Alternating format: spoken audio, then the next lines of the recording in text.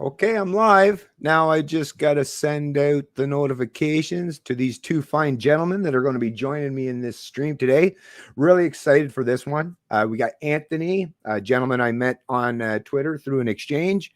And it just so happens that he's friends with Mario Greco, a gentleman I've had a couple past conversations with, and excellent conversations, I'll add. So, like I say, I'm really looking forward to this today.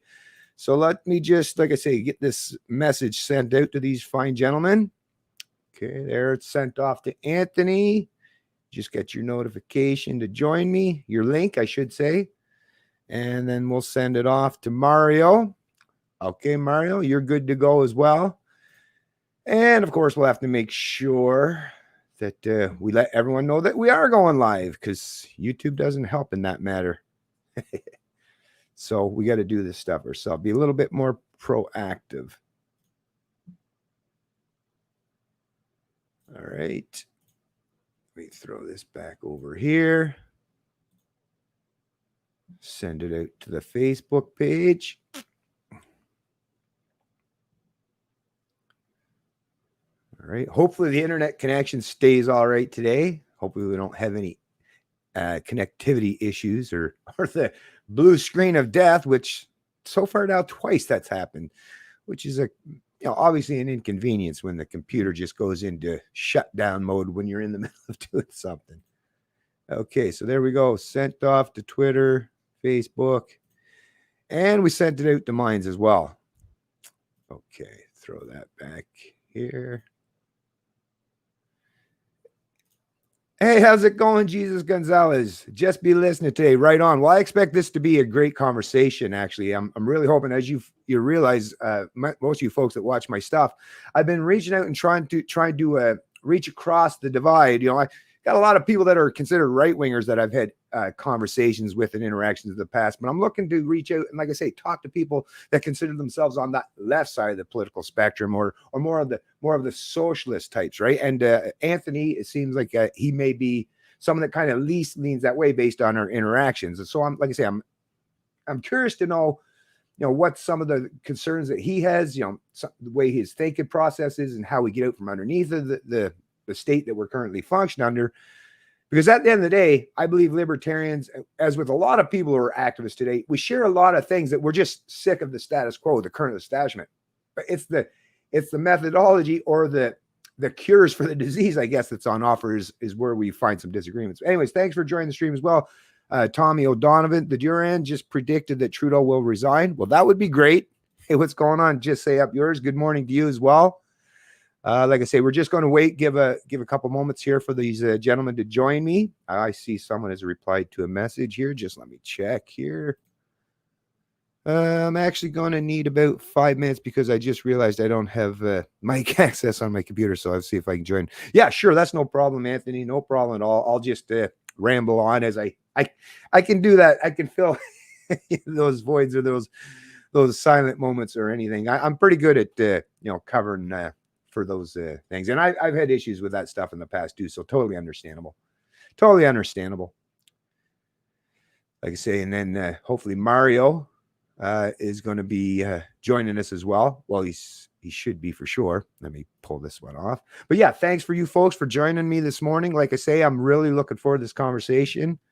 I'll have this post up here. It was actually my first interaction, I believe, with Anthony. Was he replied to a post that I had shared. Actually, let me bring that up on the screen here now. Let me bring that up on the screen. Will it allow me to do that? Ooh, this is something. Okay, I might have to actually go right to Twitter to do this, apparently. So let me go to that. Let me go to my notifications. Uh-oh. I was hoping to... I see Mario replied. Now I'm going to have to scroll way back on the notifications. That's a bit of a bummer here. Okay. Because I thought I would have been able to share my screen with just in picture viewer, but it's not bringing that up as an option. So I'm actually have to go back. It's quite a ways back, but we'll find it. We will find it. Okay. Yeah, that was quite a way back. Okay. Oh, what's this? Oh, see someone has joined me here. Let me just bring Hey, someone on the Mr. screen. Bennett. Hey, how you doing, Anthony? Good. How are you? Excellent, excellent. Just give me one sec there. Actually, if you want to even take a moment or two once you get a second and introduce yourself, I'm actually trying to find our past interaction. I was going to share it through my picture viewer, but it won't allow me to actually link that to the screen to share it on the screen. So I'm actually going back through our interaction so that we can draw upon like kind of the first part of our conversation. All right. Yeah. Okay, so like I say, if you want, just introduce yourself to the folks that are already watching the stream, and just to kind of give them a little bit of background, what you're concerned about, and what you would like to talk about today. Sure. Yeah. Absolutely. So, my name is Anthony Armata. I'm currently a student at Centennial College. I'm in the occupational therapist assistant and physiotherapist assistant program. Um, I I got my diploma at George Brown. Not this past year, but in 2019, I got it in fitness and health promotion, which actually led me to that course. Um, and so, what I actually discovered is over the summer. Sorry, not what I discovered. I mean, what I've been currently. I've been taking a summer semester over this past summer, and one of my mandatory electives is I took a course called Global Citizenship, and so as I started to study that, um, I I realized I started to gain a little bit of political background to myself, and I sort of asked, which is the reason why I want to sort of bring this to the table today. And I just wanted to ask. I asked myself, how does this relate to the program I'm in? Why am I learning uh, global citizenship, like in terms of uh, political, economic, cultural, even socio-cultural issues in our society today. And I realized, how would this apply to the program that I'm in? Like, what sort of idea? How can I articulate it in a way? And one of the one of the sort of possible conclusions I can actually come up with on that is, because um, the the current college that I go to, Centennial College, is a, is an institution that one of its values is it promotes cultural diversity, not just by the students that go there, but it also promotes cultural diversity in a way through its teachings, right? Through its various teachings. Um, like in my program, in my first year of my program, I learned something called cultural awareness, cultural sensitivity, um, and also along with that, in terms of um, considering considering the fact that everybody of all cultures, regardless, regardless of class, regardless of ethnicity, regardless of religion, etc., have an equal opportunity to access the services, that they, how do I say it, that they wanna, that are of their need, right? So in terms of equality and equity, there, we try to um, sort of we try to sort of give them we give them a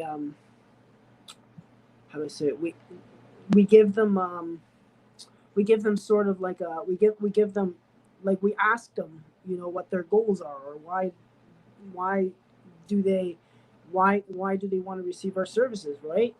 Mm-hmm. And we sort of take that as a consideration. We take it as a holistic aspect, like in terms of addressing the person, not just their condition, not just who Right. they, like, where they came from, or and the thing is, like, we want to try to promote that in a way that doesn't doesn't expose them, right? Because Mm. with what's currently going on in our society today, I just realized, there's been, like, people, like, in Canada, because Canada itself is an egalitarian society, we try to advance in we try to foster an environment in inclusion, in diversity, in equality, right? Right. And I remembered what you said in back in that video with Cody. Again, divided we fall. Like Yes. when we say culture, like I'm just saying when we say culture or tradition, Mhm. we sort of say that in a way that's a bit divisive. You know what I mean? Like it's sort of like these inequalities Mhm. actually come from historical events that sort of they're normally started off by, you know, perpetuating oppression and discrimination against a particular group of people, right? Mhm. And the thing with that is, you know, since that, you know, like it has been rooted, it has been normalized into, you know, what has sort of been perpetuated to be, you know, something that even continues to exist today. And the thing is, we like to we like to we like to think of the fact that we don't want to face inequalities ourselves, right? But by like so in a way we want to try to ignore that, but in a Right. way Just we before we continue on there, just so because what I'm going to want to do so that we can have this conversation unfold, so the onlookers, everyone can have clarity of mind, clarity of thought of what we're actually. So let's kind of just touch down, because I think what I've listened so far is your emphasis seems to be on the equality thing, right? Like some yes equity. So can we kind of just for now, at the very least, and Mario just messaged me, by the way, he's going to be joining us very shortly. So at the very least, so can we at least get so we've defined an important aspect of humanity for you is equity is what you're yes suggesting. Now, to me, as a human being, that does sound really good, you know, superficially. When you first hear that word, it just sounds for all of us humans. And as someone that, especially when I was raised as a young man, as a kid in a religious Christian background, to treat people equally. And the problem, it sounds great, like I say, in theory. The problem is when you get past these ideas. I'm not saying that's a bad idea, it's a great idea. The concept sounds great. That's why it appeals to so many people from all different areas of background. You know, whether you're religious or atheist. I mean, it appeals to a right winger, left winger. That just sounds good to people. But it's once you get over that hurdle of actually digesting the word, what does it mean, what does it represent, and how do you get from A to B? yeah That's usually the part where I concern. So to me, when you're going to engage these kind of conversations, what I would say to you right now is, obviously you're a young man, and I would suggest that you have principles, right? You've at least been taught in your life that there are principles, moral or ethical principles, yes that should be your cornerstone and guiding theories or principles behind how you interact and go engage with people socioeconomically, right? I would assume you would admit that, right? yes absolutely. And actually that sort of bring what you said sort of brings me to my next point. Right. Okay. Developing when we work with clients, like I don't know if I'll work as an OTA or PTA myself. Probably not, but I'm just sort of pointing out, you know, sort of the importance, and this is something I personally generally feel we need to be aware of is, um, you know, when we interact with clients of different cultures, we establish professional relationships in a way that we establish trust, we establish rapport, right? Right. And Right. one of the ways we do this is we first of all we focus on what their needs are, right, in terms of equity, accommodation of difference. Right. And to me that's actually one of the identities that are currently commonly presented in Canadian identity. You know, so we try to establish equity. However, like in terms of society as a whole, Mm-hmm. the problem that sort of retaliates that is the fact that there's a possible backlash, right? Like I feel the backlash, again with the perpetuating ideologies that are created. And by the way, like ideologies are historically rooted, as I said before. They're created from people who are considered to be in positions of power and privilege, right? Like Right.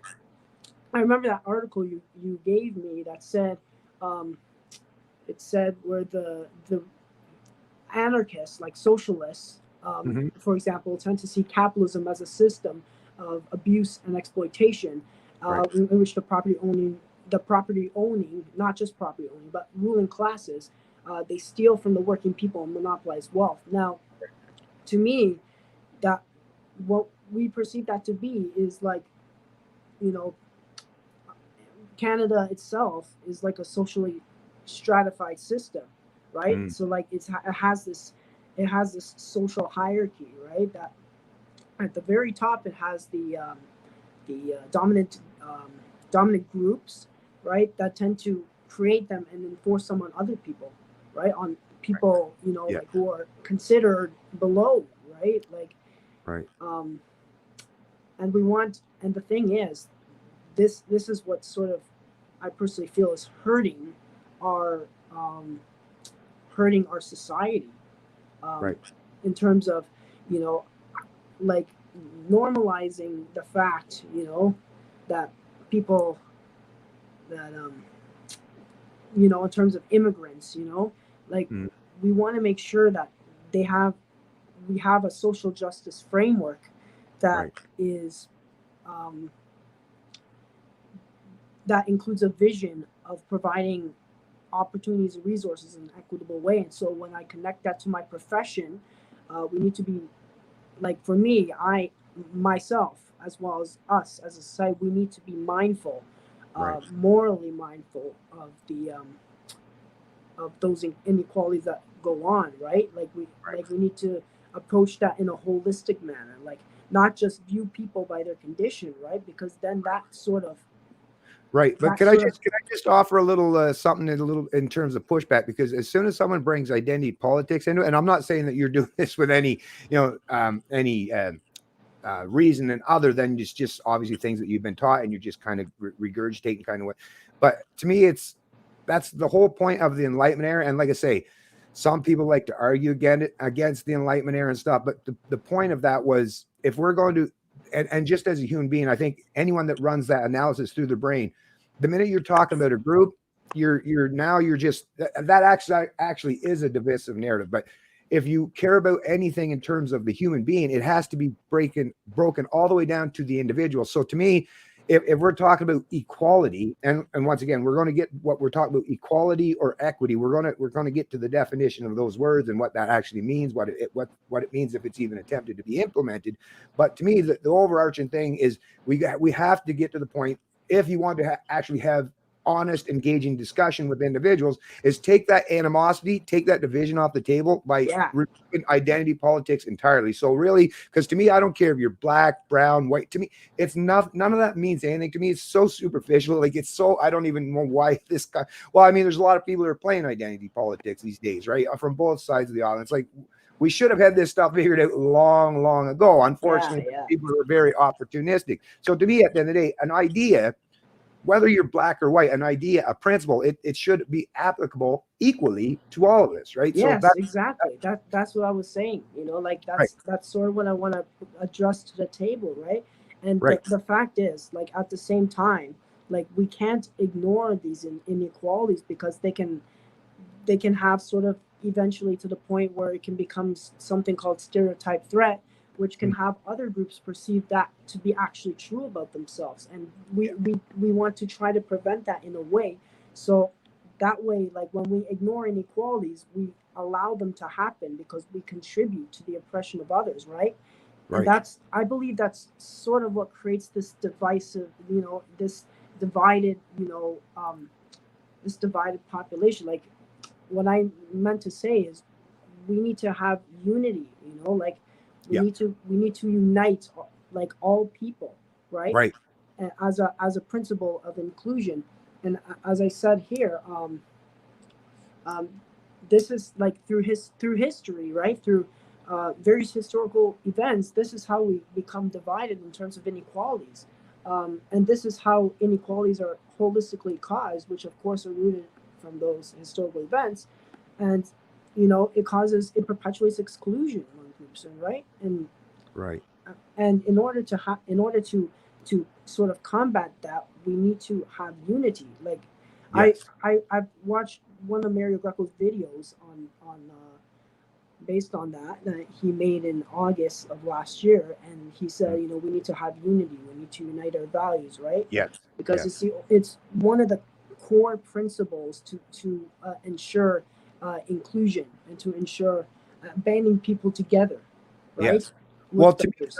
and actually, like, just to follow up on your thought there. So to me, whether it's in my personal life or if you expand the scope out to society at large or on the global stage. So what I would do, like I say, rather than bringing in, which I see a lot of people today, they bring in, like if you're talking about some past grievances or historical wrongdoings, is I would attribute those wrongdoing to the people that actually did the wrong rather than attribute to entire group or class or race or Yeah. gender, right? So to me, that's now there were people in the entire planet. There's not a country on the planet or a geographical area on the planet that you won't be able to find historical examples of wrongdoing, of oppression. Hey, what's going on, Mario? Let me bring Mario in here real quick, okay? Hey, Mario.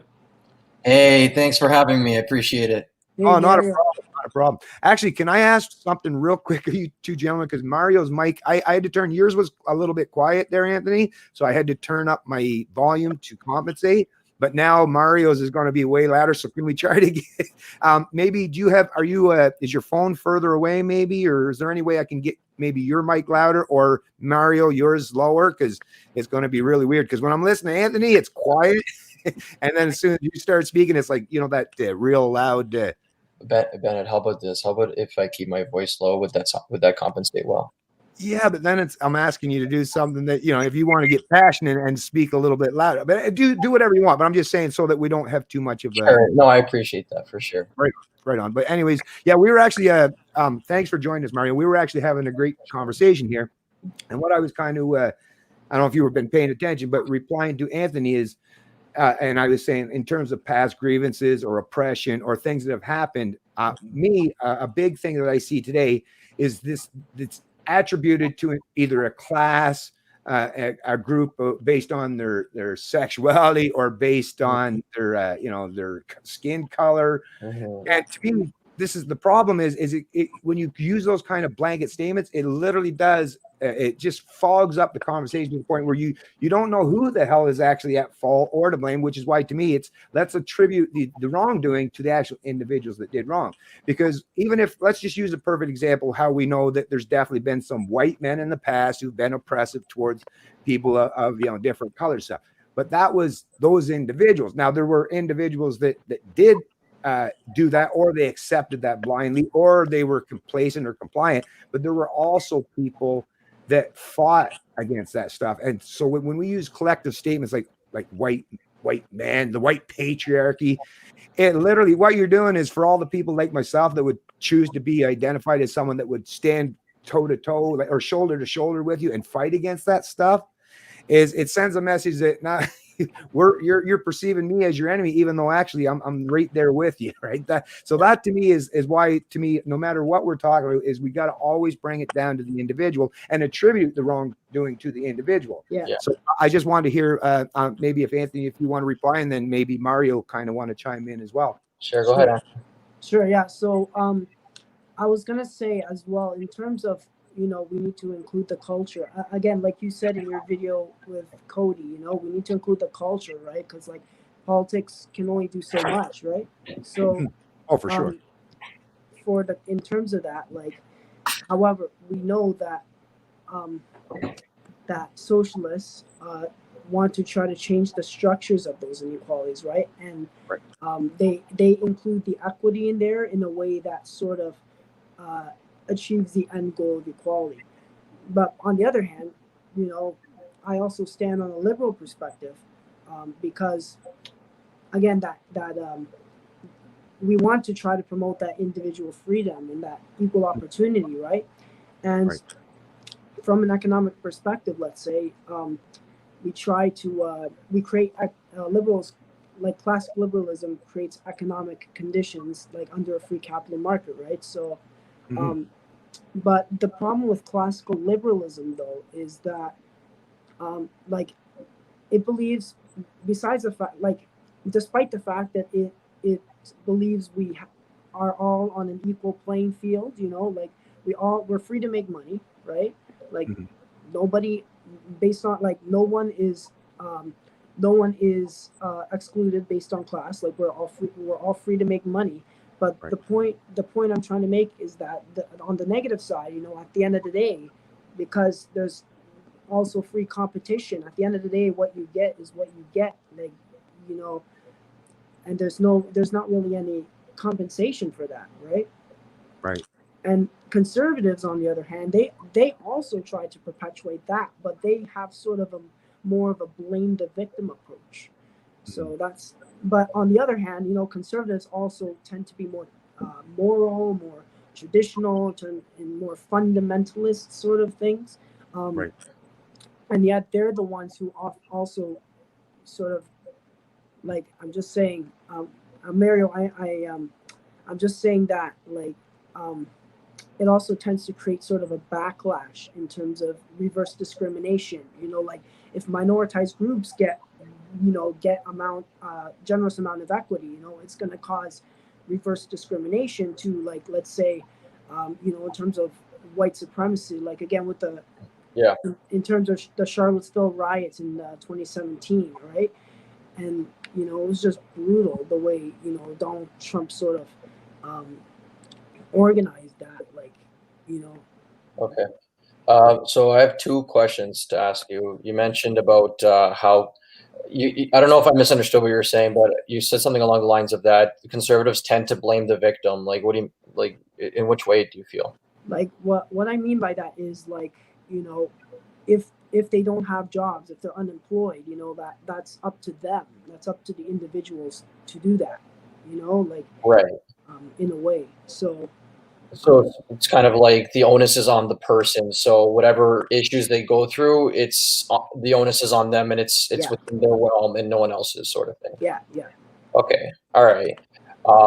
See, the thing is, the way I see things is that whenever we say words paint pictures in the minds of others, right? So there's words that have positive connotations and negative connotations. So the thing about blaming the victim, like, I feel like that's a very strong, like, accusation. Like, I'm not saying you're doing this intentionally. I'm just saying, like, I know. I know where you're coming from. Where you're coming from you have goodwill behind your words, for sure.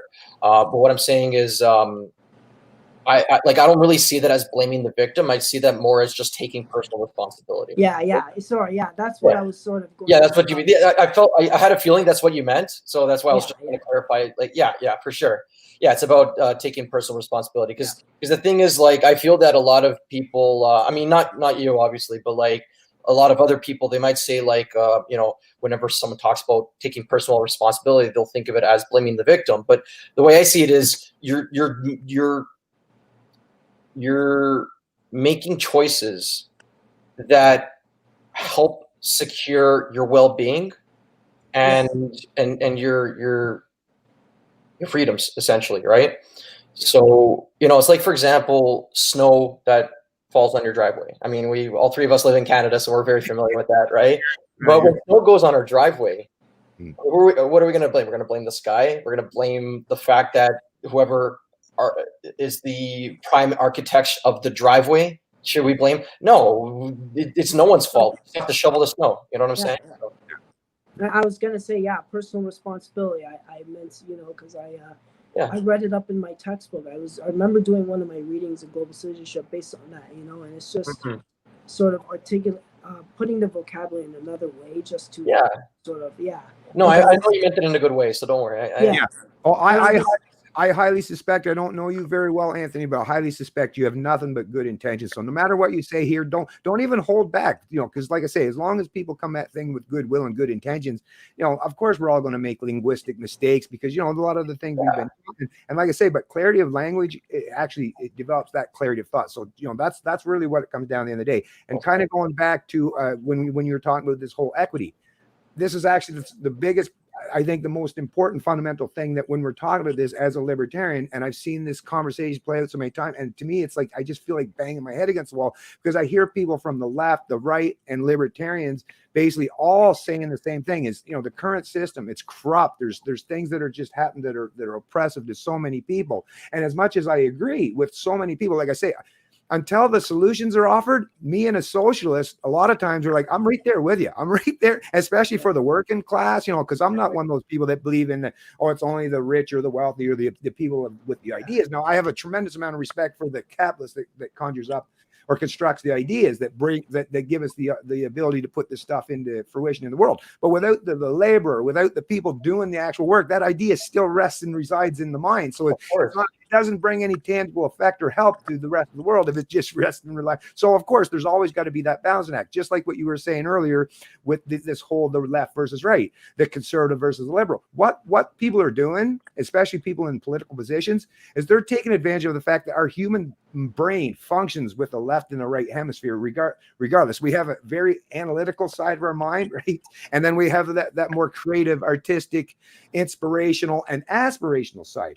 But what it is the political class takes advantage of those vulnerabilities, although I don't consider them to be a vulnerability, but in particular circumstances, when you're talking about politics, they can use those vulnerabilities to affect your mind to think in ways that really, if you thought about them properly without some of these people chirping in your ear, you'd be like, oh, none of this actually makes sense, which is what me as a libertarian, what I've done is I've taken all the mysticism, all the pretenses that's been jammed in my head as a kid, whether it's from religious teachings, right, or people that are representatives of the state or politics. And what to me is the only thing, like just with anything, think about a mathematician, or think about if you were trying to put a spaceship, on Mars. Subjective opinion at that point in time, you just got to throw it out the window. And basically, what's the formulation? Okay, so we have to understand math, we have to understand gravity, and once you get those guiding principles, that's your formula. That actually, the only thing we don't know how you're going to do after. I don't know how Elon and his crew is going to build these ships, but I do know that they need those base formulas. Without those base formulas, it's just never going to happen. So that's why I was getting back to the principles. So to me, as a libertarian, I understand the principles of self-ownership, which is key, right? I think all human beings should understand that I own myself, you own yourself, Anthony, Mario owns himself. No other human being has any legitimate claim to own you. Actual full-on ownership of human beings in the West was something that happened, but you'd be very difficult to find a human being in Canada today that say, "Oh yeah, I accept human ownership." That's normal. That's right. Very few. So our intellect is already advanced. Most human beings, even right down to the people with low IQs, most people understand the concept that human ownership is wrong. So and that's a principle that, like I say, can be universalized consistently, and it's ethical and moral in its stance. So you just extrapolate from that core tenet, that core principle, and then you just figure out all these problems or these solutions to the problem. So the problem with socialists, what I see, is they have a great amount of empathy, and especially in particular for people who come from oppressive groups per se, or individuals that are oppressed. It's usually when we get to the point of the solution that's on offer is where the divergence starts. And once again, it comes down to, do we use force? Right. And that's really what a lot of socialists are prepping. Is like the capitalists are too rich and they're, using government, or they're oppressing the people. And how do we retaliate? Well, you just use force. But once again, every time you do that eye for an eye, well, the old saying, we all end up blind at the end of the day. And what I'm offering, and today in the Enlightenment era, which would have never been able to have been offered at any time in human history, is we have the ability, the capacity, and the technology at our disposal that rather than fight the old system or try to reinvent the old system, create something even more expansive in a way. Exactly. And in a completely parallel way, where there doesn't have to be violent revolutions. It's people will automatically gravitate to the one that works best for them. So that to me, and it's not going to be a one size fits all. That's the beautiful thing about the free market of ideas, the free market of even when you're talking about economics, is some things will work best for some things will work better for others. And that's the only way that I can live with my neighbor as long as I know he's not trying to impose himself on me. That's actually the only way that we can show any unity, is as long as he's not forcing or trying to steal from me, and I'm respecting his autonomy and his sovereignty. That's how, even if we vehemently disagree on a tremendous amount of things, as long as we agree to rules of engagement, socially or economically, that is the only basis for how we can do this peaceful and prosperly. But anyways, you guys go ahead and respond to what I had to say there. I just wanted to say, in terms of a one size fits all, what works for some works for others. Again, I generally feel that's part of how we include equity into there, right? Like, we try to consider individual needs, right? Or like in my program, like, we're, if like its profession, the profession of that, even with different programs at Centennial College, they try to foster an environment of inclusion through this equity, right? Like, again, individual needs. We need to focus on what their needs are, not be so task oriented for ourselves all the time, right? Like, again, try to fight the old system, but yeah, like alternatively, in a way, like, you know, at the same time, we want to deliver our practice, we want to deliver our expertise to those that can actually benefit from it. Right. Did you want to chime in there, Mario? Yeah, sure. So I just want to say, it sounds to me that I think the common agreement that we all have here is the fact that if we can remove barriers, that'd be awesome. Like, for example, I remember there was a picture, I think, excuse me, there's COVID cop. No, I'm just kidding. no. No, I was gonna say, I remember seeing a picture floating around where you'd have the three people at the baseball game, and there's the three boxes. Equality is like everyone's on top of one box each, which you know, not everyone needs the box. Some people need more of the box, right? Then there's the other one where you know the smaller person has two boxes that they stand on to see the game. The one person has one box, and the taller person who doesn't need a box will just not need the box. But then there was a third panel where instead of having a wooden fence, it would have a like one of those fences where you can see through it, where it's got like the metal mesh that kind of like crisscross around, and you can see the game despite the thing being in front of you. That's where the systemic barrier is removed, right? And so that way we won't even need accommodations or boxes to begin with. Like, it's just the barrier's gone. So that's all theory. Now, how would we implement that into practice? And I think, so I feel like both, like, people, libertarians, socialists, capitalists, everyone, I think, would agree with, yeah, let's remove barriers. We want to make equality of opportunity, because I think that's the number one thing, is equality of opportunity. Not equality of outcome, but equality of opportunity, right? So I feel that, like, how do we put that into practice? So from what I'm understanding, socialists, from what I've seen and heard, they tend to look toward, centralized organization, right? I feel the opposite to that. I'm more decentralization. Like, the more decentralization, the less there's a chance of tyranny, because the bigger an entity is, the more susceptible it is to corruption, right? Like, look, I mean, look at the church, for example. Like, I'm a Catholic, like I'm a staunch Catholic, but like at the same time, like, there is corruption that needs to be rooted out from the church, and I hope that happens soon. The same thing with big government, especially big government. I think big government's more of a threat than anything now, right? Because the more power it has, the more the corrupt people will try to infiltrate that and make it their own, right? So that's why I'm very skeptical of centralized planning, and that's where I feel like decentralization, like, for example, Bitcoin, like, like, governments and banks are like totally against Bitcoin, but like, Bitcoin's totally decentralized, right? As far as it looks. So I support that as of now. Hopefully the more decentralization that happens, the more, like, kind of like the free market, the better. And the other thing, one more thing I want to mention before I ramble on too much, is the fact that is the fact that our current state of capitalism is a little bit crony, right? A little bit? Lot.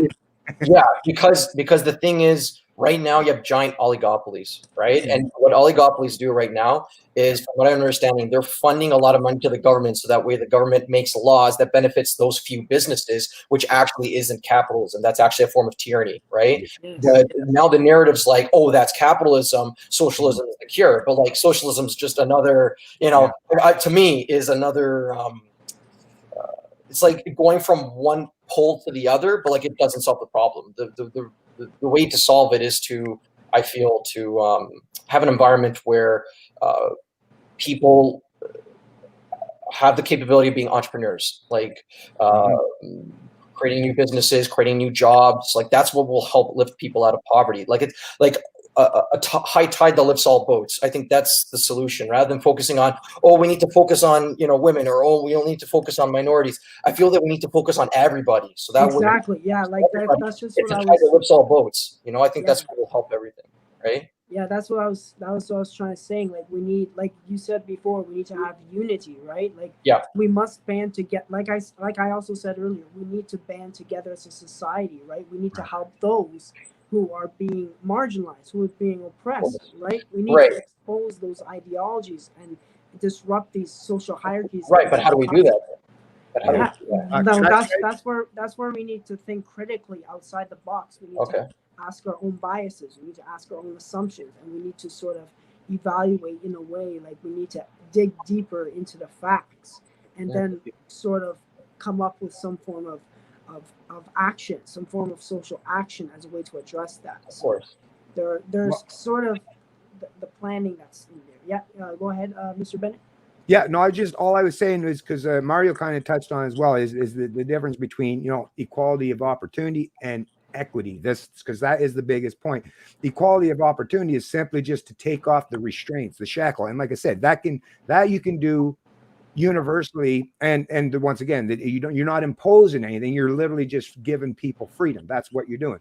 But when you're talking about equity, that has a completely different meaning. And to get equity, as we all know, and the easiest examples for people to conjure up in their mind is, sure, it'd be nice if everybody could be an NBA star, right? But as we all know, now it's probably going to be a lot of people that are really, really tall, and just based on the genetics and the way things have unfolded, going to probably be a lot of black people, right? Yeah. But that's fine because. But think about it.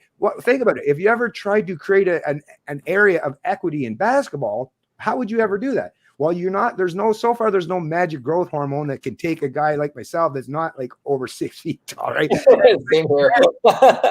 and magically just sprout up overnight, right? So that's never going to happen. So actually, how would you ever get to anything remotely resembling equity? Well, the only way that could be is to chop off at the kneecaps, right? The NBA star, because actually, in reality, practically speaking, that is the only way you could ever create a semblance of equality, which is to bring someone else down or to take away something that made them who they are. That is the composition of who they are. And to me, that's the problem that I see with people who promote equity is you're never going to, it sounds good in theory, but you're never going to get the point where we have equity because we're not all the same intelligent level. We're not all the same strength physically. We're not all the same in height or even looks, right? There's a tremendous amount of ways and variances among the human race. And I'm actually glad that's the case because I love that's genuine diversity, right?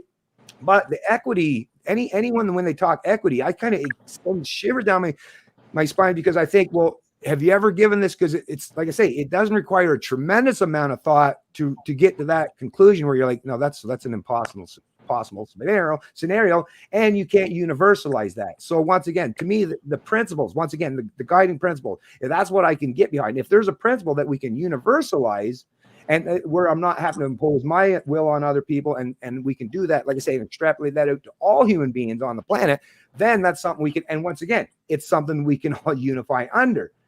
The minute you start the equity, the short guy that wants to be tall, all the short people that are all about bringing the tall people down, they'll join forces with you. But you're going to see the tall people that are going to be against you. So that's not anything that's going to create unity. That's actually a recipe for division. You just of course.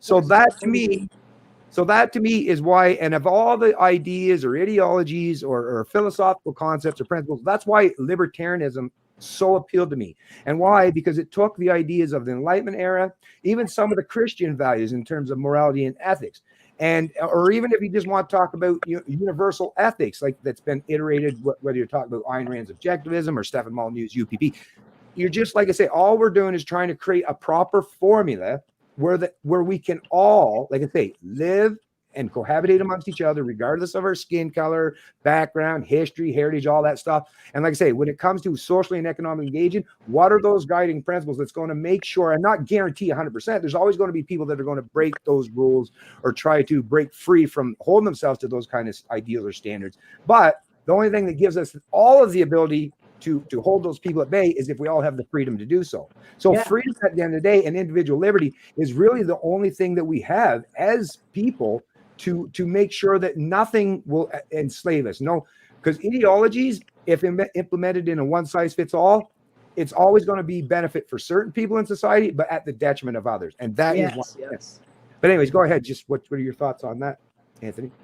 Oh, okay, yes. So yeah, and that's the thing also with ideologies is that a lot of them tend to be in conflict with one another. Like they constantly tend to be created and reinforced and legitimized by those in dominant groups, and they tend to create sort of a hegemony in terms of which has the most power. You know what I mean? Right. And that can sort of take as an influence, right? These ideologies can take it as to hold stereotypes and even prejudices against people, right? Yes, And for sure. as a way, like many people, if not some, are unaware of these ideologies that are currently in social structures. Like Mary Greco, you said earlier, big government, governments especially. And I totally agree.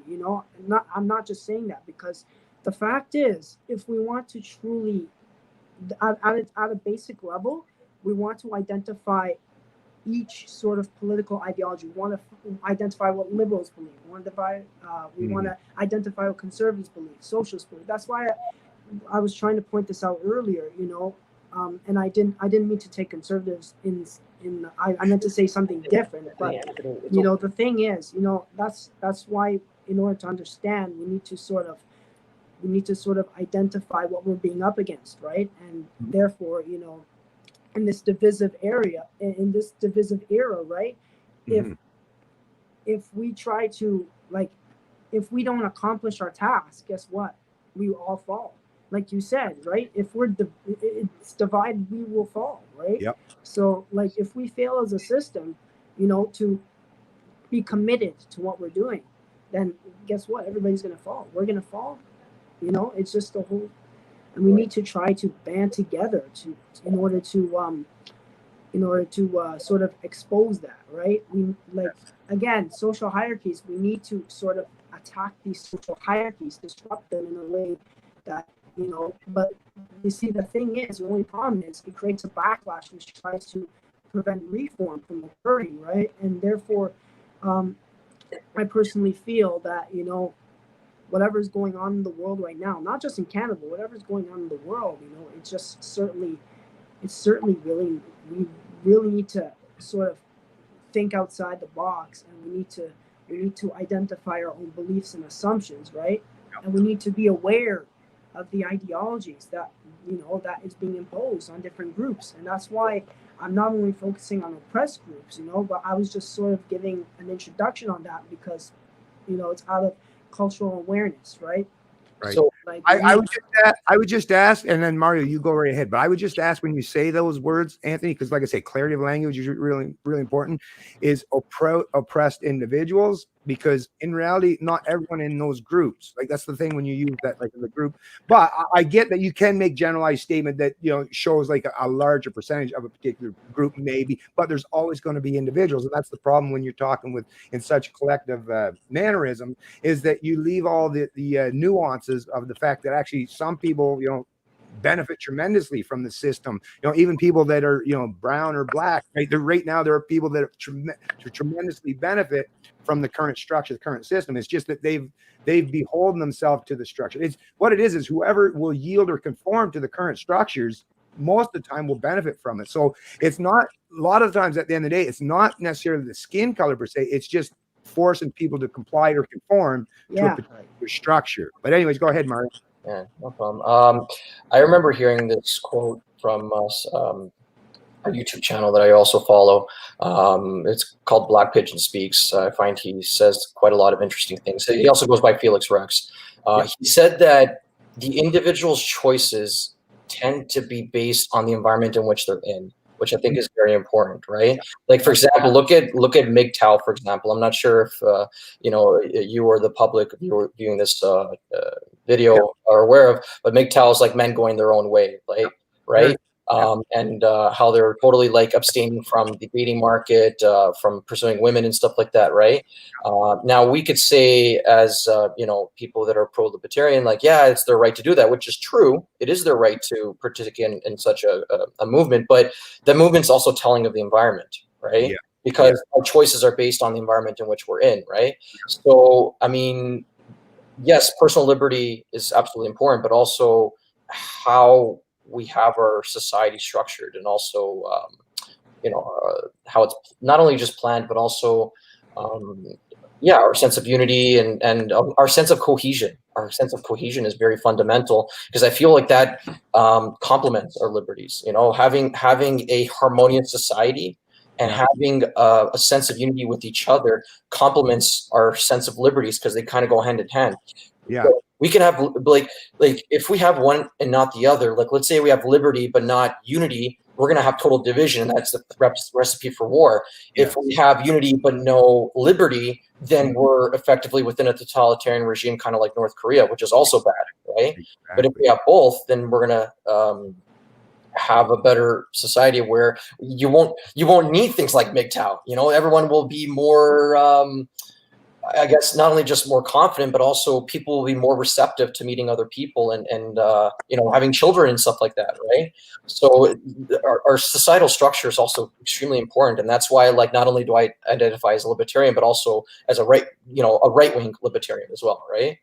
Well, So can I just respond to the MGTOW thing? Because I got to tell you, as a 50-year-old man in Canada, growing up as a Gen Xer and kind of on the older end of the Gen X spectrum, and watching my parents' generation of boomers, the massive amounts of divorce rates and how many families I've seen destroyed, and how, and once again, this is not to divide the sexes, but basically when you're talking about first, second, or third wave feminism, is so historically, some women, not all, mind you, but women were definitely oppressed and treated very poorly by their husbands, or maybe the people that were in positions of authority, and that is 100% factually true. But what was the response, right? It was to retaliate, not by try to create better families by having better institutions that teach people to develop their children and their minds from very early ages to be much more conducive with not being oppressive towards a woman just because you can. Just because you have more strength doesn't necessarily mean you should use that. But see, the response to that, whether you're talking like say first, second, or third, was constantly to look towards the state, right? The state, not voluntary, not voluntary solutions to remedy these problems. They look to use force. And I mean the husband. I'm not saying the husband's force was good, but once again, once the husband now you're using the entire full force of the state to come down on the husband and punish him, then once again, now you're just a matter of who's going to pick up that force and use it to retaliate against the other. And I guess from a lot of these younger people today, and like I said, even my own sons, I've had these conversations with, and they're worried about getting married per se. They love having, they both have ladies in their life, but the marriage thing is because they're scared to death of all these women that are going to take, like, if they've worked and are prosperous and produce a lot of wealth or anything, that it's going to be taken from them, because the state really does err on the side of the women today, and that's because of the feminist movement, and that they've captured a lot of power within the halls of justice and the legal system. So the problem is, once again, you just, whatever topic or subject matter you're dealing with, once again, you're talking about people that are using force against each other, right? Rather than finding some other means to resolve their conflict or dispute or their differences. Yeah. That's usually, because that's an escalation. And once you get to the point where you're escalating, then once again, just like, because the state is a representation of monopoly of force or violence, it's who's going to reach out to try to take that over. When everyone acknowledges that somebody's going to use that power, that force against you, then everyone scrambles to take hold of that power. That's the destruction. That's the breakdown of society. That's the breakdown of peace, because now everyone's looking to use force as a means either of defense or to protect themselves from their counterparts. So now we're looking at each other as all threats, right? Rather than just fellow human beings that are going through their own trials, tribulations, and difficulties. And that has created this kind of animosity. And then we're seeing with the sexes. And I feel bad for some of the people that are part of the MGTOW movement, because I'm sure they got genuine valid reasons. I guarantee a lot of these people, you talk to them, they've watched their mom and dad go through divorce, maybe their uncles and aunts, a lot of people, they've seen families, entire families break down and being destroyed by this constant conflict that the state now steps in to be the arbiter, but by way of force, rather than trying to do something that would be remotely resembling, where, like, hey, what's going to be good for you? What's going to be good for you? How can we make an exchange where you can both walk away feeling like you've benefited, and you're not feeling oppressed, and you're feeling the same way, and then you've destroyed that animosity. Actually, it's better, not just better for the people, it'll also be better, for the kids, right? Because that's the other thing. These kids are watching this stuff and they're developing. Anyways, yeah, I kind of rambled a bit on that, but I want to hear what you guys think about that whole thing, because actually that is a big thing. And for the younger people today, especially the guys, like you're saying, to think about these things is what can you do as a person, as an individual, to help contribute to making bringing the sexes back together rather than seeing each other as enemies or something. So what I feel, and I'll be quick with this. What I feel is like, this is just my critique of what I've experienced with people on the left. Again, not all, but just my experiences. I feel that they're very good at identifying the problem, but then when they present a solution that may not be adequate and people challenge that, I feel like some of them will resort to saying, "Oh, so you don't support this then? Oh, then you're a sexist, then you're a like for example, let's say domestic abuse harming women more than men. Let's say, for example, yes, we can all agree that is a problem. Okay, that is a problem that needs to be solved, right? But then when, let's say, their solutions are more like bigger government, pro, like from my understanding of feminism, like bigger government and more of that sort. More force, wealth, and income redistribution. More force, yeah. Like, and let's say someone like myself, a right winger, will say, "Hey, I'm a little bit skeptical on a solution. I don't agree with it." They might use that as a means to say, "Oh, then you don't support women's rights." But I'm like, no, I do support women's rights. I just don't support your means of solution. I'm skeptical of it. I think maybe there's a better solution to prevent to stop domestic abuse against women. Right? It's just like we all agree there's a problem, but we might disagree on the solution. You know what I'm saying? So. That's kind of, I just want to touch on that. Anthony, do you have any thoughts? And Mario, I think it's great to brought that up. I mean, the ultimate question we also need to focus on is, who creates these policies and laws? Whose interests do they really serve? And that's why I wanted to address this today, because we need to really critically think into the question, right? And we need to challenge that in a way that's we need to challenge it in a way, like you said, Mario, that is that perhaps we can come up with a even better solution or potential solution that we can sort of implement, not sort of as a one size fits all, like what works for some but doesn't work for others. We try to sort of, we want to collaborate with ideas, but at the same time want to find out what works best, what will bring the best balance, what's the best way to attain that. Like from your, Mario, from your perspective of a right wing, it's what's the best way to attain that, right? I remember you saying that one time. Yeah, for sure. I think, it's definitely very much is tricky. I mean, I definitely don't have all the solutions, but I'll be honest with you, I have learned a lot from my friends that are liberal, my friends that are identify as leftists and stuff. Like, having conversations like these are very important, right? Where there's like mutual respect. But one thing I've learned though, like, because I've been in a lot of internet debates and stuff like that, I've always like enjoyed it. Now I'm starting to scale back a bit, but like I've noticed that, like, whenever, let's say you're debating with someone, right? And you're being rational, you're being calm, you're being considerate and stuff like that, and the other person's being irrational. I've noticed that from my experiences that actually, like, the old saying of killing them with kindness, I feel doesn't exactly work in today's day anymore, because like people tend to get very, very tunneled, especially on the internet.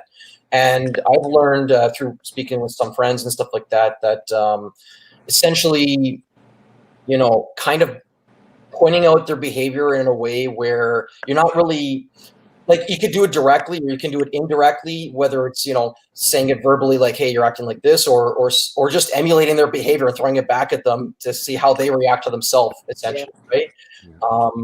Like, there's, when we speak to irrational people, there's a certain way we speak to them.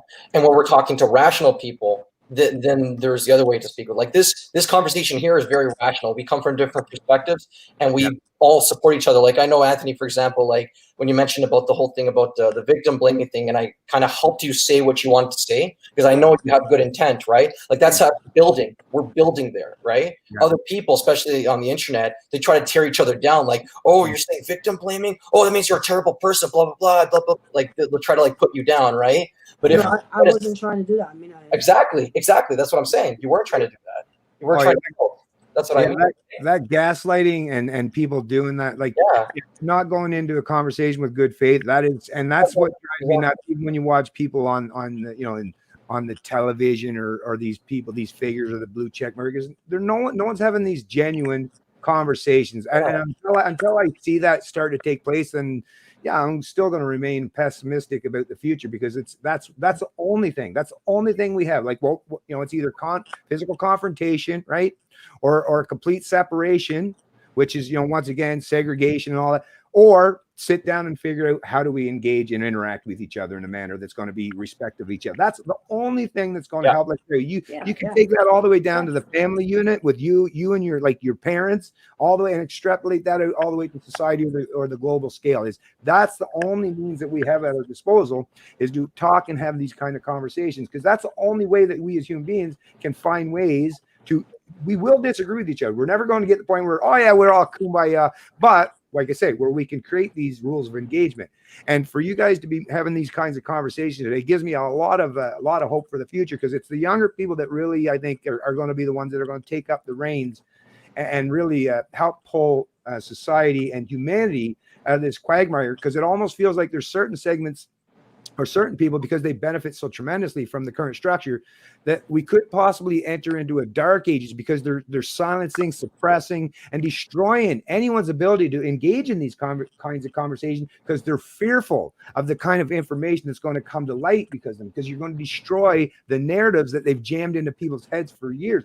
Now, to me, like when you guys were talking, and he was suggesting about the MGTOW movement, what all of us as Canadians, we should start to acknowledge is, because government, but this is the thing, you're not going to get taught this stuff in a government education system, and because government is, and it is 100%, it is a representation of a threat of violence and force. Government is coercion. That's what it is as an entity. So when you see the rise of government, what that is a rise of more and more people in society, rather than finding voluntary means or negotiations or tactics that are more peaceful, is everyone is using that. Yeah, like I say, historically, it would have been the strong man, the king, the dictator, and his enforcers, the whatever. But what you're seeing today is even your 98-pound weakling, right, now has the power, if they can get enough of them together, to use that mystical, but it is very much real, but that government entity as a means to oppress their counterparts. So that's what we're seeing today. People that it's not just the typical oppressors that used to be like the strong man. Now everybody realizes that they can use that representation of force to beat over the head of their counterparts, which is what is destroying all of our societies, because people, once again, are using force as a means to an end. And there's no leaders out there, well, a very few leaders that are showing, no, we don't have to use that. We can find other methods. I like to attribute, especially when you're talking into the technological realm, it's not just people who like invented Bitcoin and such, but I think Elon Musk is a perfect example of someone who's using disruptive technologies, new sources of technology, and new ways of doing things to disrupt using government, right? Because that's one thing I'll say about a private business. Now, what like Mario was alluding to earlier, a lot of the private businesses, yes, have been captured by government, or they lobby government themselves, right, to benefit themselves. But a private business, right, that is actually just seeking to offer a product or service, as long as that kind of interaction is done voluntarily, that to me is a great way. I mean, when I think back, people would have never thought, my parents would have never believed that a private business would be able to put like men up in space, right? But that's taken place. It used to be, oh, you need government for that, right? So you need to forcefully take people, redistribute that wealth, and hope that works properly. Now, it did function, but if you think about it, the waste of resources, right, when it happened under government, because there wasn't an actual a value incentive structure, right? There wasn't a market-driven value incentive structure to figure out what's going to be more efficient. What we're seeing Elon Musk bring to light is, look, under a private setting, the incentive is, let's reuse these things, because throwing millions and millions and millions of dollars away every time you do this it's actually going to cause you to lose a tremendous amount of the people's investors, because investors don't typically like to throw their money away, right? So, but once again, and then you got this, whether you're talking about solar, like for me, I'm all for the oil and gas industry, continue to improve whatever they do. But of course, I like to see disruptive technologies that offer alternative sources of energy, because at some point in time, yes, we are going to have to transition, but rather than using force or government to make that happen, once again, get private people that have some capital or anything to invest in this. And then once again, you're offering up a structure that rather than have to tear down the old, you just create the new structure. And that to me, like I say, it's the same with everything we do. Smart contracts based on blockchain technology. If people want to have some kind of healthcare system, right, rather than stealing from people to pay for the healthcare system, which we don't even know, as we all know, as Canadians, like there's a lot of inefficiencies, a lot of doctors that are overpaid, a lot of doctors that are underpaid. The market would sort all that stuff out. And once again, if you used an underlying structure like blockchain or smart contracts, it's a way to hold each other to account and personally responsible and accountability rather than placing it in the hands of this mystical entity that, once again, whoever gets held to account in government, it's basically it's a fiction. It's a fabrication in the mind to believe that these people in government are going to be held to account. It never happens. So like I say, let's get out of the mystical realm. Let's get into things that actually work. And once again, but here's the thing. I just want to say, like, one thing I've also noticed, because I know, Anthony, I know you want to say something. I just want to say something quick. The thing is with you're saying about mysticism, like having, this mystical entity that's kind of like not being accountable. Like, I also feel like the blame that's put is on mystical figures too. Like the blame is on the patriarchy or whatever, right? Yeah. There's no pinpoint, like it's just all like arbitrary. It's nothing tangible, and it's hard to come up with a solution to something that's not really tangible. It's hard. It's like it's like an aimless kind of chart, aimless kind of goal. I don't know. Anyway, Anthony, you can say what you want to say. Well, I was gonna say how you mentioned about private businesses, and the thing is, in terms of classic liberalism, it also tends to promote, free trade, which is, in terms of social enterprise, that's one of its ultimate goal, or sort of one of its major goals, is free trade, right? And it can do this it does this in two ways, right? It does it for profit, but it also advocates for cause, right? Like it advocates, for example, there are some social enterprises, which is sort of a code for corporate social responsibility, is the fact that it combines those aspects, right? However, what the danger is about those private businesses, or possibly one of those social enterprises, is it can easily become something as another form of capitalism in which it can only be used purely for profit, right? Like, just identifying that, we want to sort of explore, sort of the downsides. Like, for every benefit, there's a consequence, and I just wanted to point that out because, in terms of, how society is structured, like we all live in a society where we're free to make money, for sure. But then again, we want to make sure we don't take that for granted, right? Like in terms of, and at the same time, we want to sort of promote the lives, or sort of empower our customers, empower individuals in a way, that they will also benefit, that way we can even them out, even both the businesses and the individuals, right? Like it's not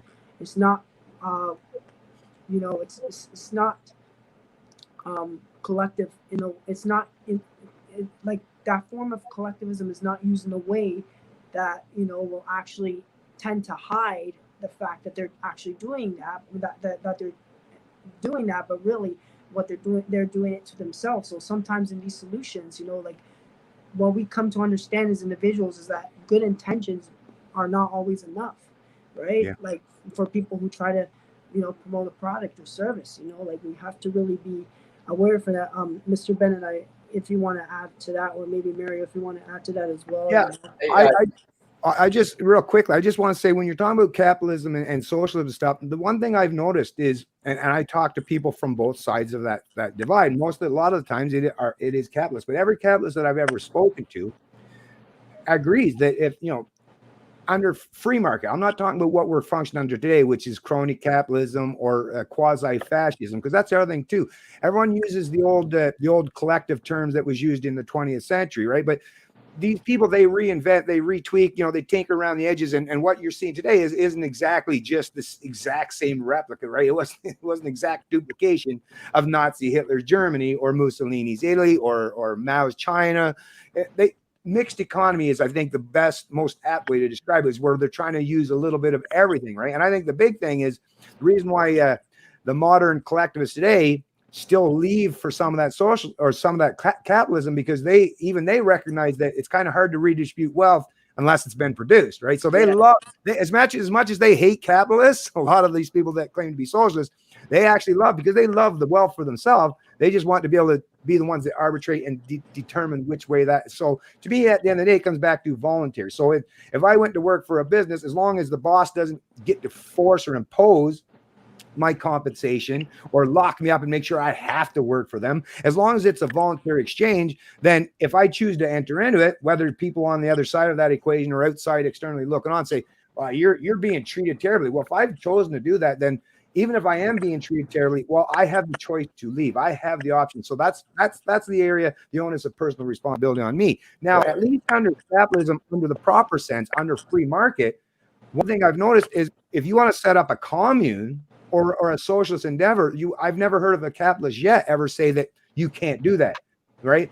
What a capitalist would recognize is your experiment will probably come to an end real quick, because you'll find out that trying to live at other people's expense doesn't actually work properly.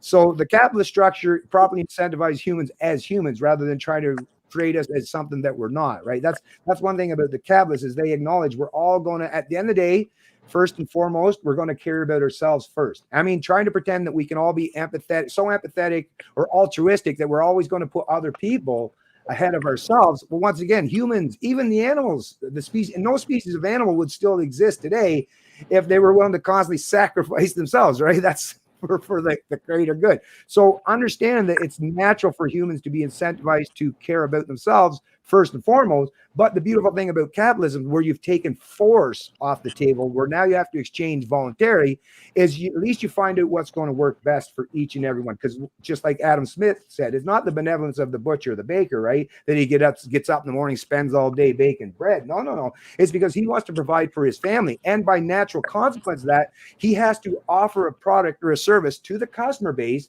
that they're willing to buy or purchase voluntarily. So he has to subject, and as someone, that's one thing I will say in education, a real good experiment today is get everyone that has an education system to do a little mock-up experiment of running a business. So you can see that on the other side of that equation, because everyone likes to look at the business guy, the owner, right? The CEO, the entrepreneur. Oh, he's just this evil capitalist, right?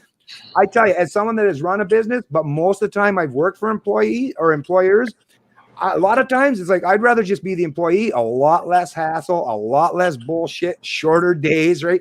5 o'clock, I can punch the card, go home. Whereas the boss, he's got to stay, those extra few hours every night, maybe puts in 60, 70 hours a week.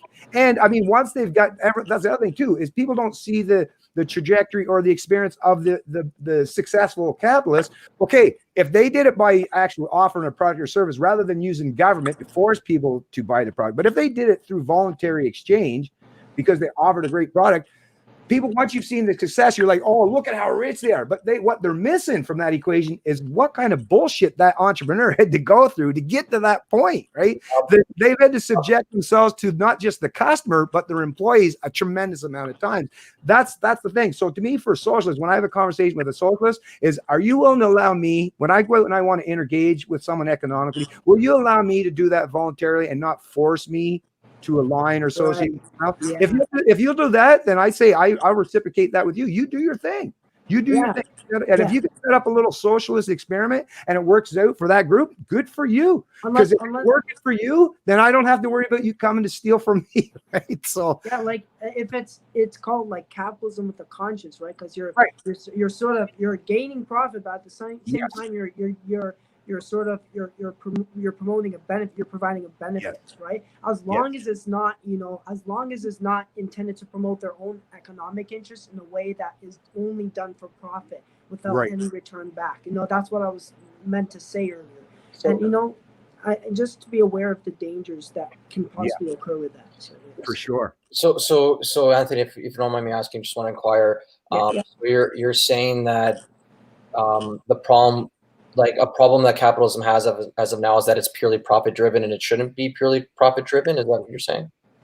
Well, I'm saying, like, sometimes it may, how do I say, it may, again, because of this social structures, because of the ideologies that are within it, right, that sort of hide the fact that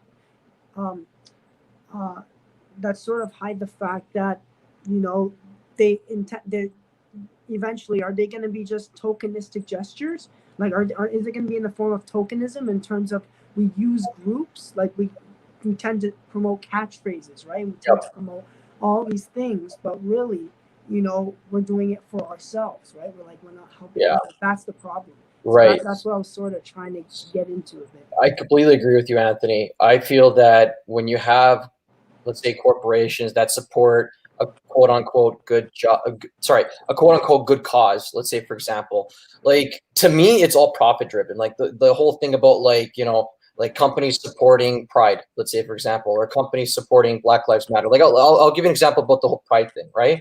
I remember there was a company, I think it was Bethesda. It's a video game company. They had you know, their logos with the rainbow to support the month of June for Pride for LGBT, but the one for the Middle East didn't have it, right? So it just kind of like they all had the rainbow flag except for the Bethesda Middle East. So I found that kind of amusing because it just kind of goes to show that companies are doing what they have to make profit. It's about making profit. It's about being seen in the eyes of the public in each region favorably, whatever it takes, right? It's not like they're going, you know, let's say they put the rainbow flag in the Middle East and be like, hey, you guys have to like abide by our perception of LGBT. They wouldn't find business there, you know, if it was like that. So I feel that the better thing to do is just to be straight up and just be like, look, I'm a for-profit business. Yeah, I believe in human rights and stuff like that, but I'm not going to virtue signal. I'm not going to be like, oh yeah, we support this, we support that, yay! Like, it's all fake, right? I'd rather just be straight up and say, you know, this is our product. We hope to make this world a better place with this product, and hopefully, you know, people want to buy from our business. So that way we can grow, right? And it benefits us, it benefits our workers, and it benefits our customers. You know. So yeah. Can I just chime in on that? Because actually that's really important where we get to. And once again, when you're talking about economics, it's so important that the values and the principles that underlie the free market. And once again, it's not even it's just humans, how we naturally function.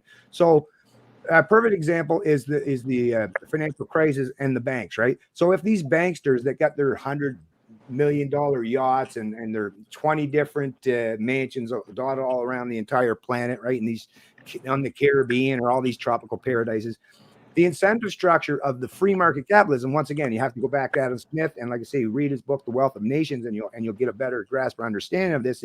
It's I don't even have to believe that JP Morgan or any of these people are going to be benevolent in any way. But what I can understand is they have a natural incentive structure in their mind for self-preservation. Mm-hmm. And the only thing that has helped them to do what they did is because government, they lobbied, and government basically bailed them out. So they forced the taxpayers. So yeah, once they realize that you don't have to be held accountable, that's the thing to me. And actually the very term corporation, I think, should be something that should be stricken or completely reinvented. We should go back to the days where a business owner is a business owner, because a corporation is an act of legislation that gives business owners the ability to escape liability or losses, right? Personal losses. And really, once you've removed a person's ability to hold the person to account or financially liable or responsible, good luck expecting them to make proper decisions or proper habits or behaviors. And once again, not because they're benevolent, they would do it under a proper free market structure. If, like I say, if these guys, these big execs in the banks or Bear Stearns or some of these places, or Lehman's, right?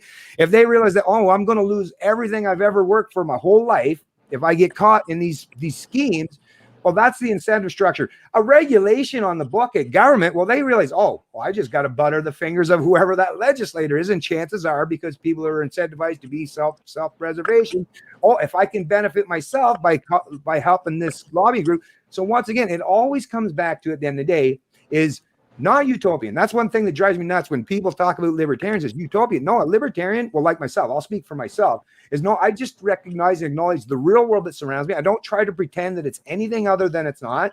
I'm always going to strive, and I do have a goal to try to do my best to make sure that, you know, we are advancing, you know, humanity better. So we're doing things better and finding out better ways to socially and economically engage. But at the same time, I just can't rely on these false pretenses because I've watched it over the course of my whole life that people think that you just got to go vote for this party, or if you just get this this politician in power that's going to change the structure. No, we all know, just like Lord Acton said, that power has a very corrupting nature. So knowing that's a reality of life is just don't give people that pretense of power. Yeah. It's not going to stop bad things from happening, but it's at least going to stop bad things that become so institutionalized, because that's what government does. It creates universalized, institutionalized corruption and bad habits and behaviors, and even if you're a good, like I'll even admit to Mario, like there's ideas I have all the time for new businesses. Now, first of all, I don't have the capital, but even if I had the capital, I don't know if I'd even want to enter into this modern kind of quasi fascistic type of market, because either I got to learn to play the game as good as them and become more a collectivist or fascistic in nature in how I do things, right? Use government, right, to protect my business, or I'm going to lose every time against the ones that will. So the constant growth of government or using force, coercion, or theft as a means to an end, it is literally take us down. Or we'll reach equity at some point in time, but that equity is the race to the bottom. And that's not what I want for humanity. I want us, that the beautiful thing of competition, peaceful competition, not in terms of violence or conflict. From the bottom up. Competition is always, you've never watched any competitive endeavor. You've never watched one ever unfold, whether you watched a football game, a rugby game, a soccer. You've never watched any kind of, or even, a math test, or what rises each other top is that competitive nature. And that is built and entrenched inside of us as human beings. So let's take advantage of that and use it for good purposes, which is, once again, just natural incentives under a free market structure. That's what that does. Yeah. Sorry, I know I went a big tirade there. So you guys, well said. And I like how you added to that, Anthony, about like the bottom up. Like, yeah, it shouldn't be the kings at the top and the rest of us peasants at the bottom. No, it's like I feel like the right, when they look at the left, like we see the big government, the socialist government, as being like tyrannical, right? And I feel that the left will see these giant corporations as tyrannical and be like, oh, this is why capitalism is bad. But no, it's not capitalism, it's corporatism. That's very, very different, right? And on top of that, like you said, Bennett, with the stock market crash, the market crash in 2008, the government bailed out the banks and they bailed out GM. They should have let them die. Like Kevin O'Leary, as much as he's a very straightforward kind of cutthroat kind of guy, but he was right. He was saying they should let the banks die, because if you do things wrong, if you make bad decisions in business and your business falls, that will just send a message to everyone else that, hey, you know what, crony capitalism doesn't work, because it doesn't. But the only way it technically is capitalism too. It's like when it comes to crony capitalism. What was I saying? Yeah, that will only function if government supports it. That's what I mean. If government supports crony capitalism, that's going to flourish. But if government doesn't, and if we keep government small, then crony capitalism will not flourish. Instead, it will have actual capitalism, which is actually good. From what I see, Yeah, and from, again, like Mr. Bennett, I was also watching your video with Cody, and in terms of the grassroots movements, for example, they tend to be more bottom up, because they actually show a principle of respect for the culture and identity of its participants, right? Right. And like take Occupy Wall Street, for example, with their slogan of being the 99%, against the 1%, in which the 1% owns all of the resources. And the fact is, that 1% with all the Western countries, if we take it from a global economic scale, like we've got globalization, for example, we've got social action and globalization on a massive economic scale, right? From the top down, right? Yeah. And the problem is, although they're providing, they tend, and with these charities as well, like, when we contribute to charities, we need to ask ourselves, are the charities themselves actually supporting the cause, or are they aiding and sort of, at the same time, providing money and resources under conditions, with this system of tied aid, as a way to benefit themselves, right? Which is even more of a problem, right? Because, we give them resources, like developing nations get aid, but the problem is they're getting the Western countries, the rich Western countries, are getting those developing countries to actually support their businesses themselves, right? So to sort of give them money along with that as well, and that's sort of a problem because this Yeah. creates greater exploitation. And that's why, a lot of the bottom up grassroots movements, that's why a lot of them, like Cody Holler said in your video, Mr. Bennett, a lot of them are being silenced simply because they reject those top down. They don't want to be corrupt. They don't want to be exploited in a way, like they want to have their own interests, right? But then again, it's sort of for the bottom up. There's always, like every benefit, there's always a disadvantage. The problem is, for bottom up, on the other side of it is how are they going to work through the problems that they sort of want to achieve. Yeah. Mario, you want to say? Yeah, I want to say. So I just want to throw back what you're mentioning, just to make sure I understand it well. So from what I'm understanding, what you're saying that when you have, let's say, the rich, let's say companies, corporations, rich people in the West, they'll go to the developing nations, exploit them. Well, they provide aid, but at the same time, they try to do it in a way that right. So basically, you have people exploiting those areas, whether it's for mining, whether it's using cheap labor and stuff like that, and taking advantage of the people and the region there, taking all their values and goods and stuff like that, right? That leaves those people in a state of poverty, and then that incentivizes other people, let's say from the West, they're like, oh, these people are getting, these people are poor. We should funnel money directly to them, right? And then these charities might funnel some of it. It's like it kind of leaves a vacuum there, and that's what prompts these charities to try to get people to donate to the charities, so it supports those charities. And we don't even know if those charities are affiliated with these companies doing the exploiting to begin with, right? And it's just like a vicious cycle that keeps those people in a state of poverty. Which is that what you're saying, Anthony? Sort of, yeah. But what becomes an even bigger problem is that eventually all this money goes to provide for their own for the rich people themselves, right? Yeah. Like that's what foreign aid. That's the consequence of this foreign aid system, right? Which is, we still haven't met, like Canada and the U.S. Especially the U.S. since has become the dominant economic country since post World War II, right?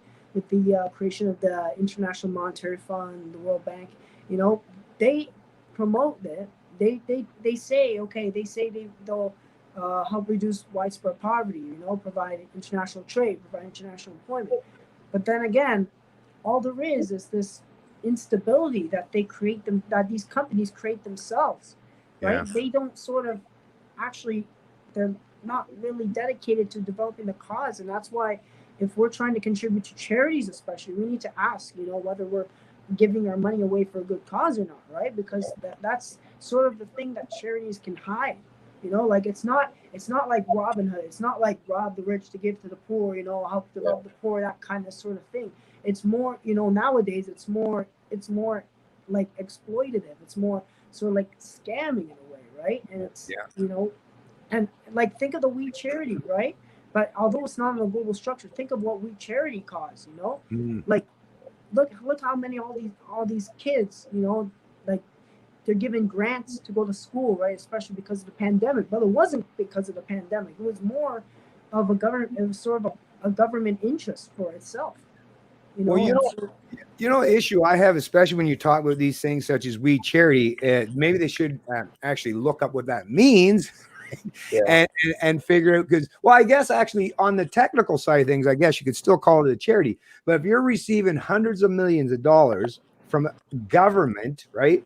Yeah. What if government didn't voluntarily get that money from me or you or Mario or anyone else? They took it, right? They create a debt or deficit, and they'll expect somebody at some point in time to pay that debt or deficit off. And if nobody's given the choice to voluntarily enter into that equation, so these charities are taking, like I say, money that has been forcefully taken from people and then redistributed. So how is there like a charity, a proper charity, the way it should function is you get voluntary donations, and the people that are actually voluntarily donating, it's actual, once again, goes back to incentive structure. If I'm going to donate money to a charity, I have a natural incentive to want to make sure that charity is giving that money to where I want it to go.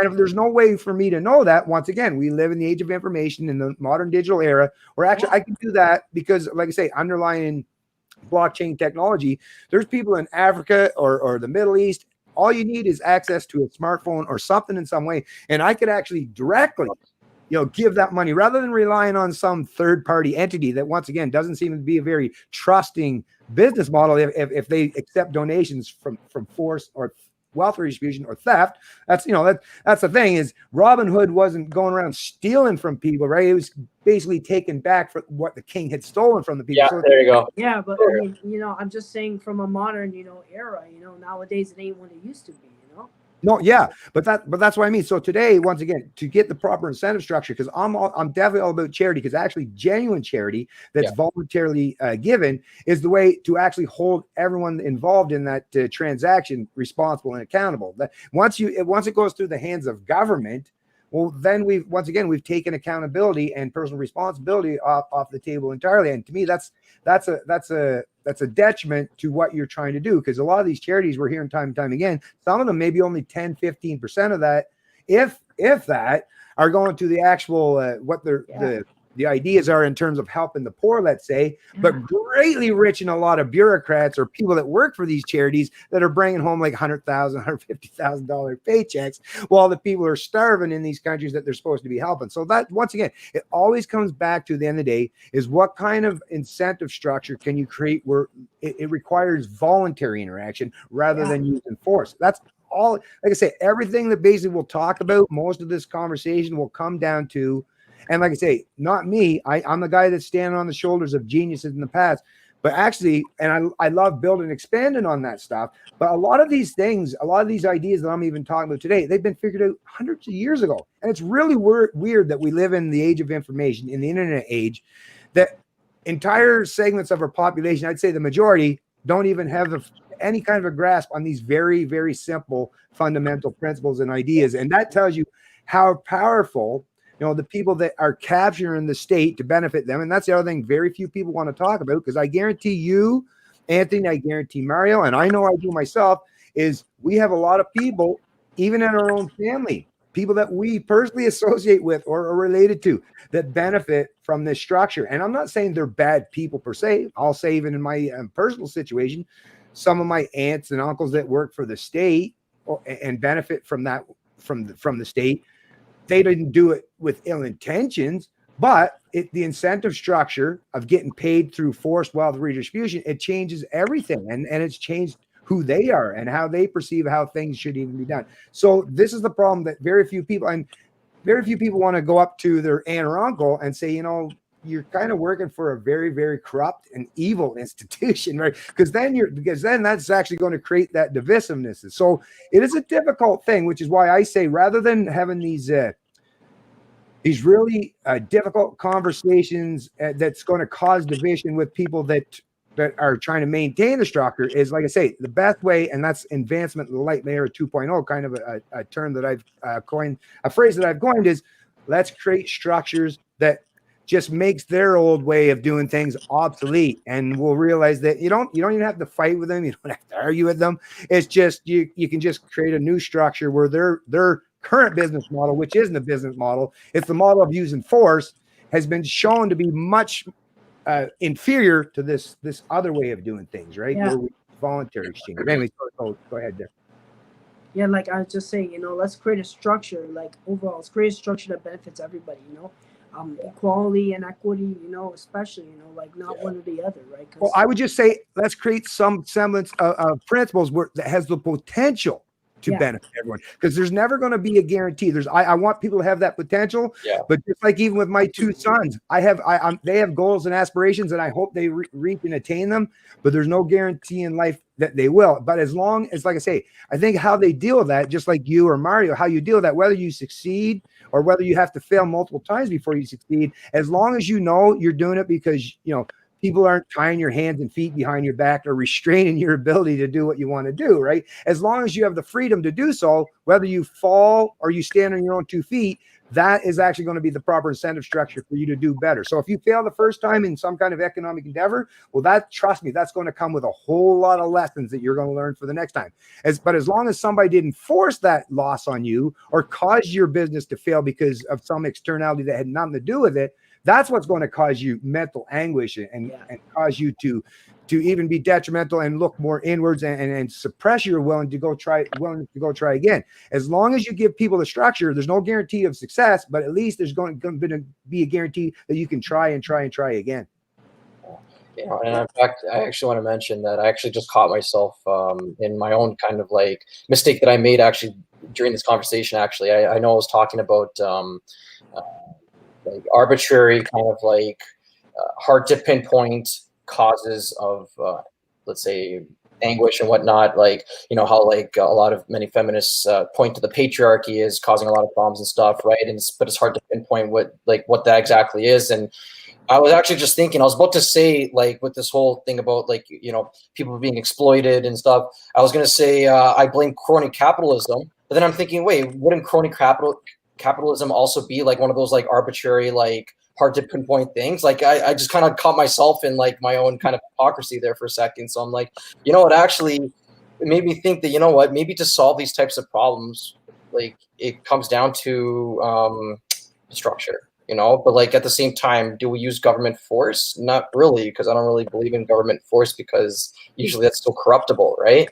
Yeah. So it's just a matter of, it's a tough question. Like I don't have the solution. Like, yeah, we have to restructure society, but how, right?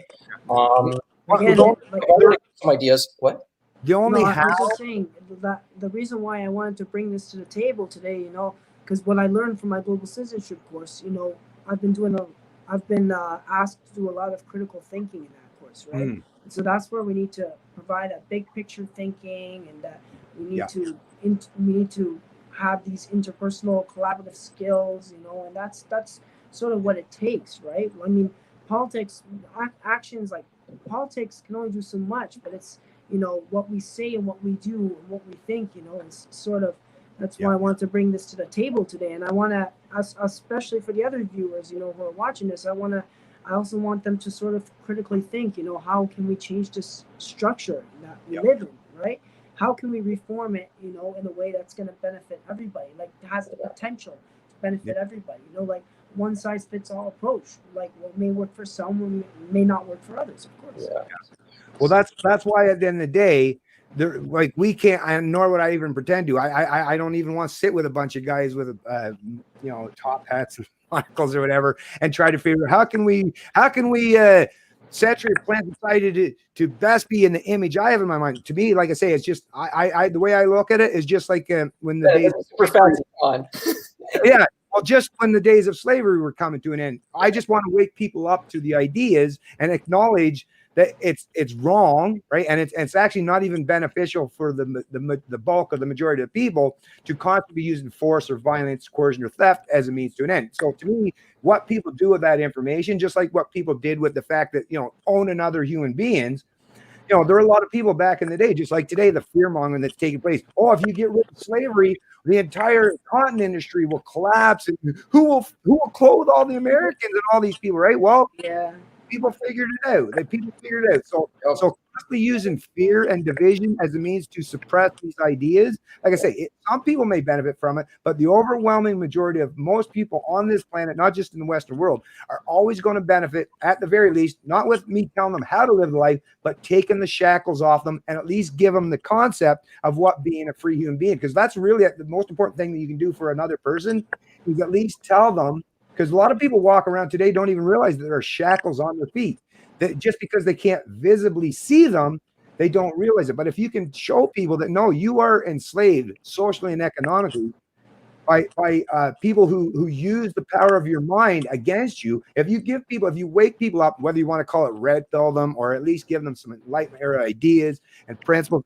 What they do with that, like I say, I don't know what they're going to do with it, but I'm going to rely on the fact that most human beings are going to do what's best for them, what's best for their family, and what's best for their community. Not everyone, not all, but that's the only recipe that could possibly work as far as I'm concerned. And like I say, because we live in the age of information, where there's a tremendous amount of historical literature, documentation, novels, people, if you have the yearning or the willingness and you want to get this kind of knowledge, it's right there and freely available. And a lot of this stuff, you can, even if you can't afford to buy the actual books, just download it as an ebook or a PDF and read it and take advantage of some of these amazing ideas that people in the past, and let's build and expand upon it, because that's really what we got to do at the end of the day. And actually, I just want to say one thing in relation to the patriarchy, because this is an uncomfortable truth too. While there are a lot of male figures, even in today's society, that are at the upper echelons of power, we shouldn't make any mistake or pretense to think that we live in a genuine patriarchy. Because I will even tell you that in Canada, 4.1 million Canadians. Now, this was a Statistics Canada figure. It's probably almost 2 years old now, but there's about 4.1 million, so probably more than that now, Canadians that work for government. Out of that 4.1 million, we're talking federal, provincial, and local. So all levels of government, all three levels. But out of that, a full 71% of them are women, right? So they might not be at the very top upper echelons of the power, like where you see whether it's the premier, the prime minister, or let's say the governor of the central bank per se. But a lot of women are benefiting from this current structure, the way it's currently set up. So I don't even see it much of a patriarchy once again, because then once you created a structure, like you're saying, patriarchy, then you're attributing the blame to one sex, when we should all recognize that people from both sexes are benefiting from this kind of massive amounts of corruption. Right? So that's the only reason why I kind of push back against the patriarchy thing. Not to suggest that men aren't in positions of power and influence and authority, for sure, but there's a whole lot of women that are benefiting from that patriarchy. Today, of course, I was also going to say, today there's a lot of women who have jobs, like in math and science, eliminates that sexism, and I just wanted to make sure this is something that we need to continue being aware of, right? Mm-hmm. Like, it wasn't today. It wasn't like what's going on in today's society wasn't like the way it was, during the early colonial era, or probably during the industrialization period. Right. I mean, and that's why I feel like, because especially what's going on, not in Canada, but currently, in the global society, like for those areas, we need to make sure we need to continue being aware, of history, and we need to sort of establish, we sort of need to be conscious of that. We need to critically think here, like we need to be mindful of our actions, which is something, that's very, that I feel that will be the best thing, like contributing to individual freedom and equal opportunity for sure. Yeah.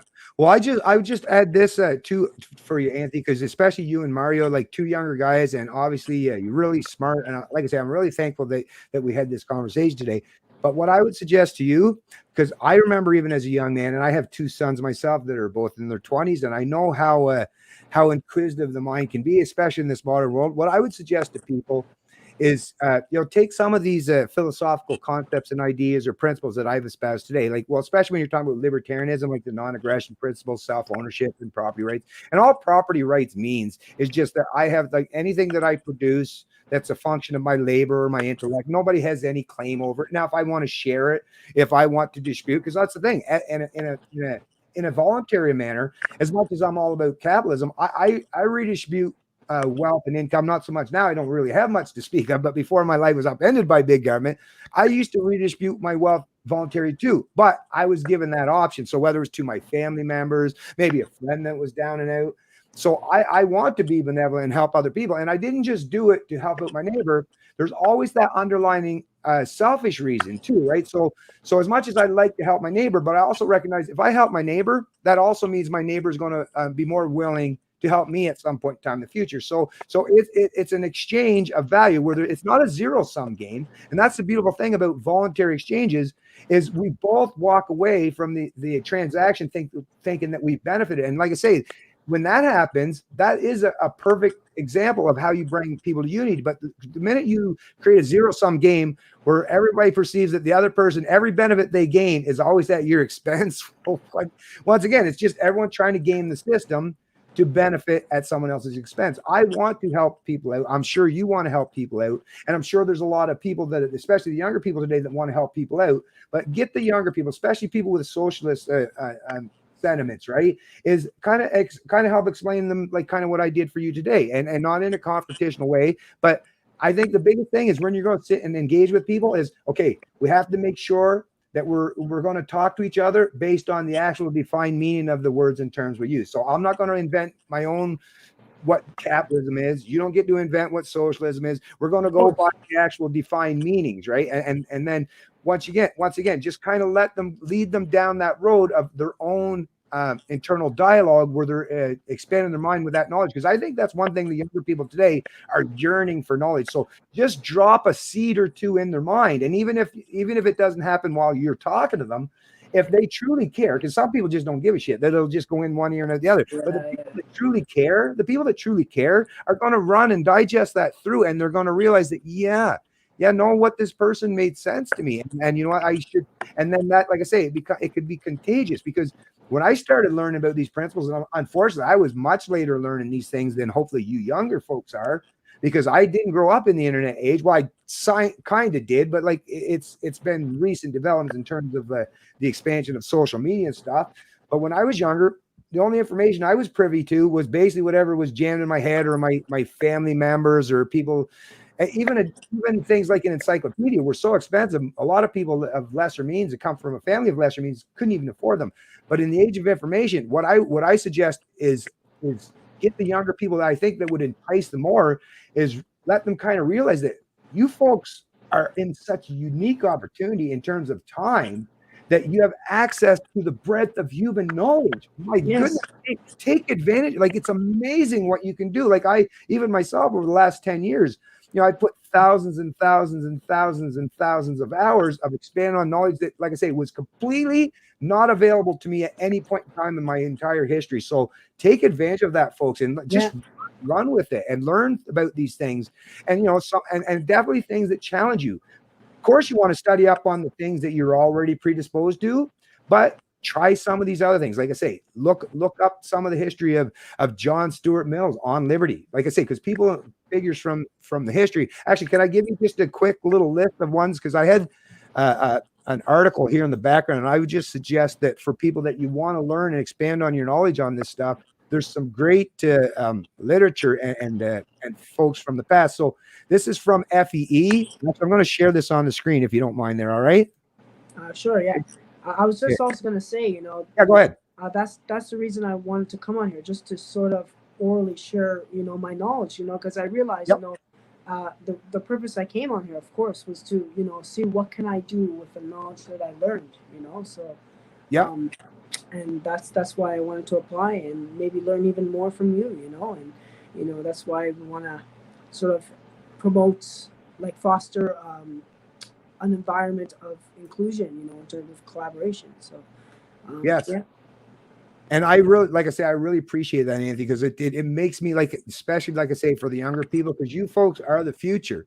And, there's a lot of people from the older demographics that are benefit tremendously from this current structure, and they're not properly informing the younger people. And that's the part where I felt early on, like I say, probably 10 years ago. And of course, the reason why it resonated with me is because I have my own sons, right? Maybe if I didn't have sons, maybe I wouldn't have been pushed or pushing myself more to learn these things, because I realized the importance of giving each generation, because actually that's the only way liberty can exist, is if you have a healthy population of citizens that understand how important it is to adhere to and respect these principles of sovereignty and individuality. Because and if we don't carry that torch and pass it on to each next generation, well, then we do ultimately, at the end of the day, revert back to the state of nature where it's just might makes right. And that's I don't want humanity to get that point. I don't want to go back into the dark ages, and especially not in the age of information. I can't imagine somebody writing a book 100 years in the future and saying,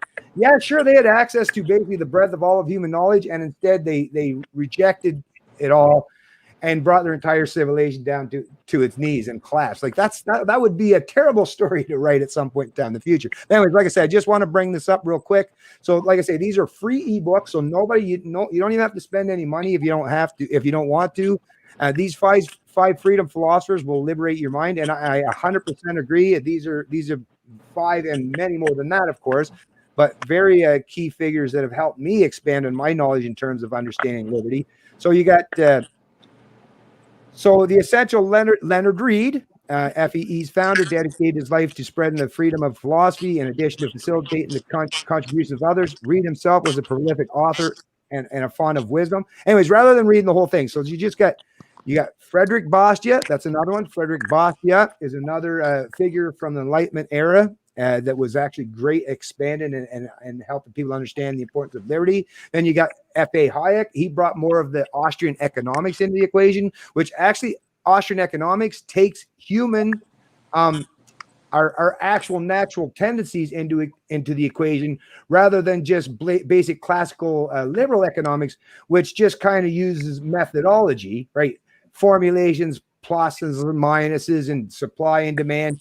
The one thing that Austrian economics brings into the equation is understanding the natural human incentive, right? Because that is an important thing. Because when you're talking about economics, it's not just ones and zeros or pluses or minuses or profits or losses. It's humans function under like natural incentives. And when you bring that into the equation, that expands your mind and understanding economics to the point where, so it's just value.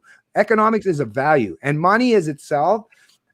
When people say, oh, money's the root of all evil, money, proper money, not what we're functioning under today, not fiat currencies that are centrally planned and controlled, dictated, and manipulated by central banks and government, but proper money it has three core functions, right? So the core functions of money is a medium to measure the value. So if we produce something, money is supposed to be a means to measure the value of what that is we produce. Yeah. And then it's a medium of exchange to exchange that value. So like Yes. if you got a banana, sorry, go ahead. Actually, I remember you saying that on Twitter once. I remember you posted an article on Twitter about that, Okay. And yeah, money can sort of influence people in many ways, and it's sort of the universal aspect that a lot of people tend to strive for in terms of equal opportunity, and it's just a way of navigating through our current society today, for sure. Yeah. Well, no, but what I was trying to clarify, because this is, like I say, this is another thing that I see that's so fundamentally important, especially for a lot of people that have been educated in their current system that just don't understand what money properly is. Because money, all it is like I say, if I were to produce anything, a widget, right?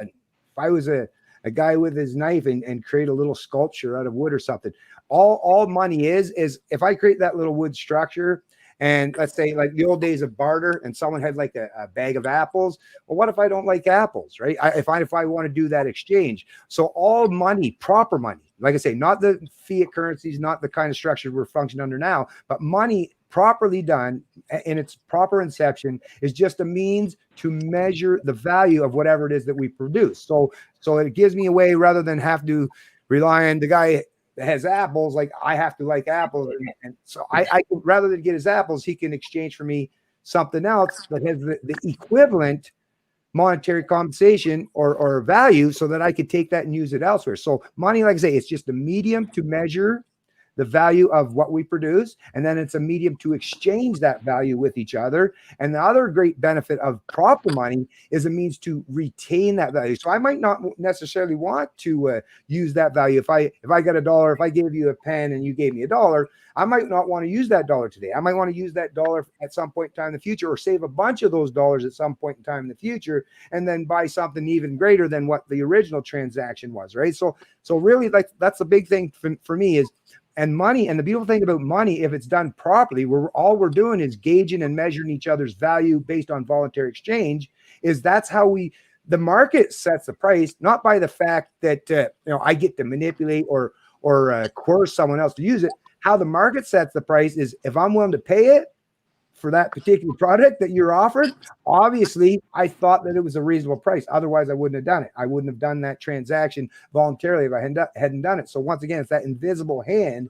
Once again, back to Adam Smith, where it's actually a perfect way to function with normal human incentive structures, and a way to make sure that we're all valued based on what we provide in society, right? Which is part of inclusion, right? Inclusion, yep. I think, defines that. Like I said, here's another point I brought up. In terms of inclusion, everybody wants to we want to live in a society where everybody's equal, every contributor, every participant is equally valued, right? And so, I feel that's generally important because um, we all strive to promote unity in the best way possible, right? Mhm. And again, like earlier, like eliminate that division amongst people, right? Like Yep. everybody should participate in the system, right? And the modern system has successfully done it, but at the same time, we must make sure we continue doing that, right? That's why we have to question Canada's commitment on that. We need to make sure we're continuing to do that, right? And not exposing history, and history, of course, has a huge aspect as well as social, and arising from there, social, political, economic, cultural, context of that, and we Yep. need to be mindful of it, and then, you know, figure out what's the best natural incentive structure for to promote that. We all need to unite. Yep. Yeah.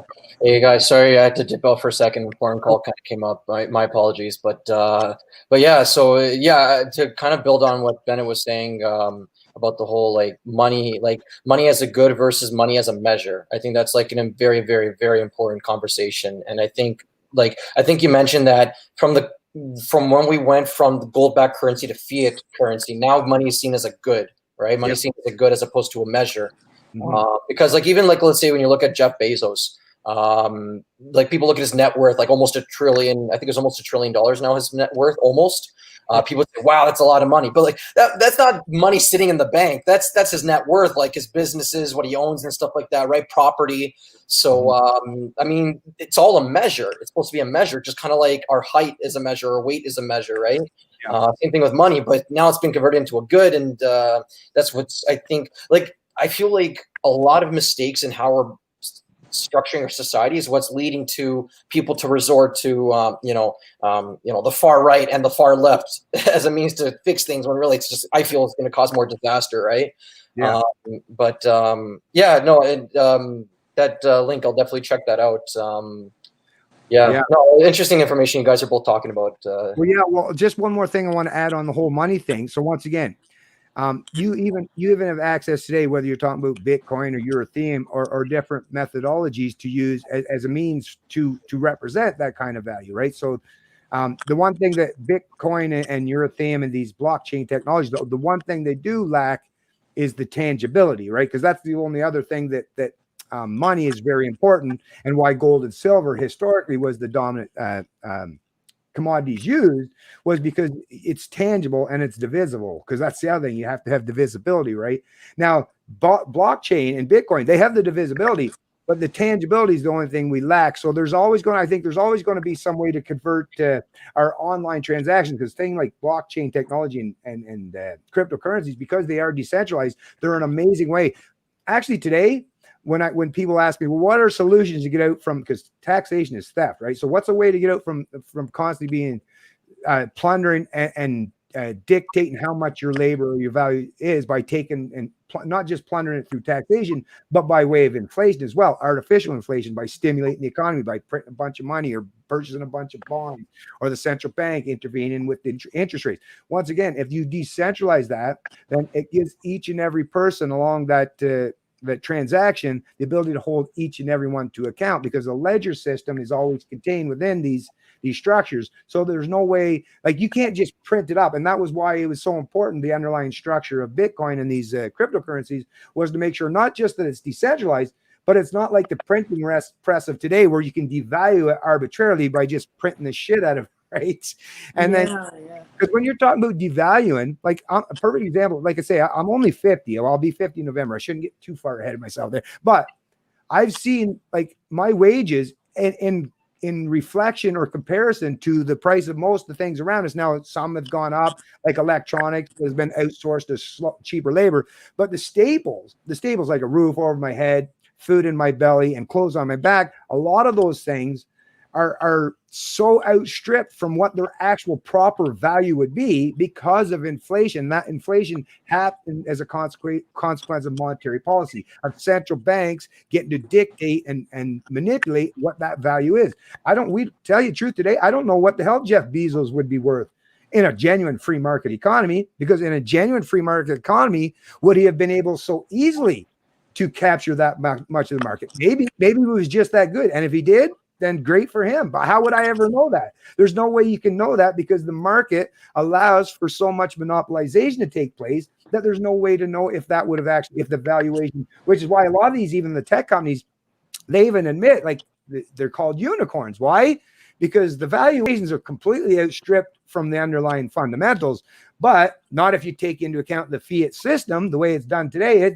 It correlates for that, but it doesn't. In a free market environment, we don't know what the value would be. But decentralizing the money supply and placing that ability for all of it to have control over our value, rather than placing it in the hands of some central planner, that to me is the big thing, because that's really I want people to be valued based on what they actually bring to the table. I don't want some central planner to be able to dictate or control what people's value or what their worth is, or who's going to be the winners or losers in the economy. I want the winners to be the winners because they did the right thing and because people chose to voluntarily take that product over the competitor's product. That's how I'll know which one is properly valued and which one has the proper incentive structure. The current system we function under now, like I say, it's just a shot in the dark as far as trying to figure out what the valuations of these things are. Same with the housing market.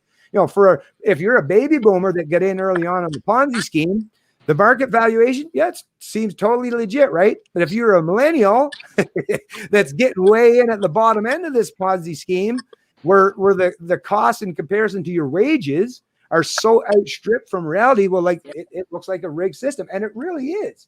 Not because the evil baby boomers, each and every one of them, chose to do it, but the underlying monetary structure, the incentive structure, big government controlling, dictating, regulating the markets, and like I say, that is what has caused this outstrip and this diverge. So when people are like pissed off and there's too many of the 0.01%, all these 0.01%, a lot of them, they gain that by the fact that government gave them the ability to benefit themselves at someone else's expense with no voluntary interaction included in the exchange. Sorry, I know once again, I went on a little bit of a tirade there. No, but it's okay. I can't express how important the economics, because at the end of the day, we're all economic creatures. We're social creatures, but we would never be able to live as human beings without economics exchanging with each other. We're not living in hunter-gatherer societies where we just go pick our fruits off the tree and just eat it for ourselves. No, we use the division of labor. And like I say, the only way that works properly is if we're not using force. We've got to take force off the table. And as well, when you say the division of labor, I mean, in terms of, again, the social stratification system, right? Like Canada's considered to be a capitalist system, which, as well, along with it, it's a socially stratified system, right? Yep. Because they're, like I said before in the beginning, you've got the upper class, right, who creates all these dominant ideologies and imposes upon the other groups, right? That causes the division of labor there in terms of, who, what resources they have control over, right? Or what they're given to control over, right? And that's, I believe that's something that, in order to change the structure of inequalities, in order to create an incentive structure, we need to identify these inequalities first. We need to discuss them directly so that we can come up with a solution. We can come up with some form of social action as to how that can be accomplished, right? We need to have awareness. We need to have a base of awareness first. So that's why I explained that the social stratification system, because it's what's preventing the reform in terms of economic, especially in terms of measuring economic value, for that matter, amongst other groups. Yep, right on. You want to say anything there, Mario? Yeah, no, it's just that I feel that like I had something in my mind and it just kind of flooded off a little bit. I apologize. All right. Well, let me just kind of reply there real quick then. So basically, like I say, in the modern world that we live in today, if it wasn't for the fact that government gets to impose and restrict what you're allowed to use as money or as currency, let's say Mario wanted to start a business and he was willing to pay his employees, I don't care if it's Bitcoin, Ethereum, or maybe you create your own, a median as exchange or type of currency or something you would consider money, right? The thing is, if you want to do that under the current structure we live in today, you would be, first they would come at you with we're going to charge you with not adhering to the government rules, which means you have to use the currencies that's in existence today, the century plan currencies, right? The ones that the government gets control over. So you would be doing something peaceful. Obviously, if you and your employees and your customers all agreed to voluntarily exchange your value, your labor, your resources, or your final end product, if you all agreed to do that voluntarily and make sure that you were using some kind of a currency structure that maintained the value of your labor rather than constantly depreciating and devaluing it, well, right now the structure would be like, no, you're not allowed to do that. But once again, the technologies already exist, and lots of people already today have basically exit stage left, and they are doing these economic transactions. And because they are decentralized and they do have the potential for anonymity, is there are ways to escape the structure, create, like I say, new ways of doing things, and at the same time show by leading by example. Because really, that to me at the end of the day is all we really have is showing with ways by leading by example that there are ways to escape the current paradigm and try new structures. The problem is we got to get more and more people accepting and willing to adopt these things, because if we have most of our peers, like if you or I said, okay, I want a voluntary exchange with you and I'll use Bitcoin as our medium of exchange in terms of exchanging our economic value. Well, if our neighbors and our brothers, sisters, aunts, uncles, all these people are willing to call up and say, hey, these guys aren't using the, you know what I mean? But these are the people. So this, what it is we got to, at the end of the day, we got to help the people that are alive today.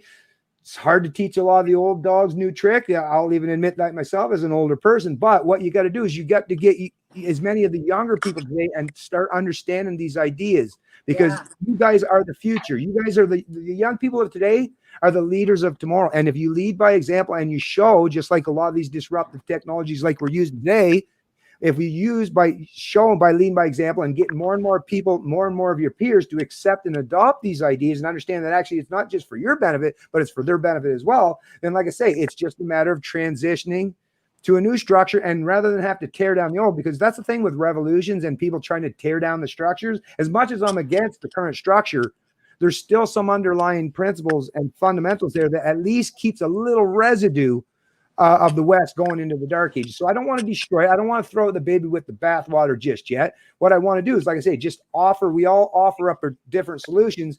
And then the old model just ceases to exist. No revolution necessary, just intellectual evolution. I think what you're saying, Bennett, comes full circle with the whole thing about being voluntary, right? Yep. And Yep. The free market in business, because I feel that real solutions are made in the free market. Like, for example, like I have a couple of business ideas that I've yet to follow through with. I'm just getting the pieces together and stuff like that. There's definitely some changes. Like I'll use myself as an example. Like I see some things in the world that I want to change, right? And I feel that the best way to do that would be through the free market. As much as I'm very politically inclined and I'm very interested in politics, it buzzes dopamine across my brain like crazy.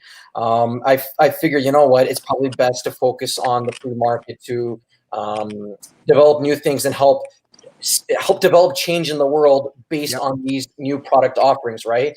Like, for example, Elon Musk, like he didn't have to become president of the United States to be as accomplished as he is. You know what I'm saying? Like, I know there's people that have good and bad perceptions of him. I'm not saying he's perfect, but as a human being, I mean, none of us are.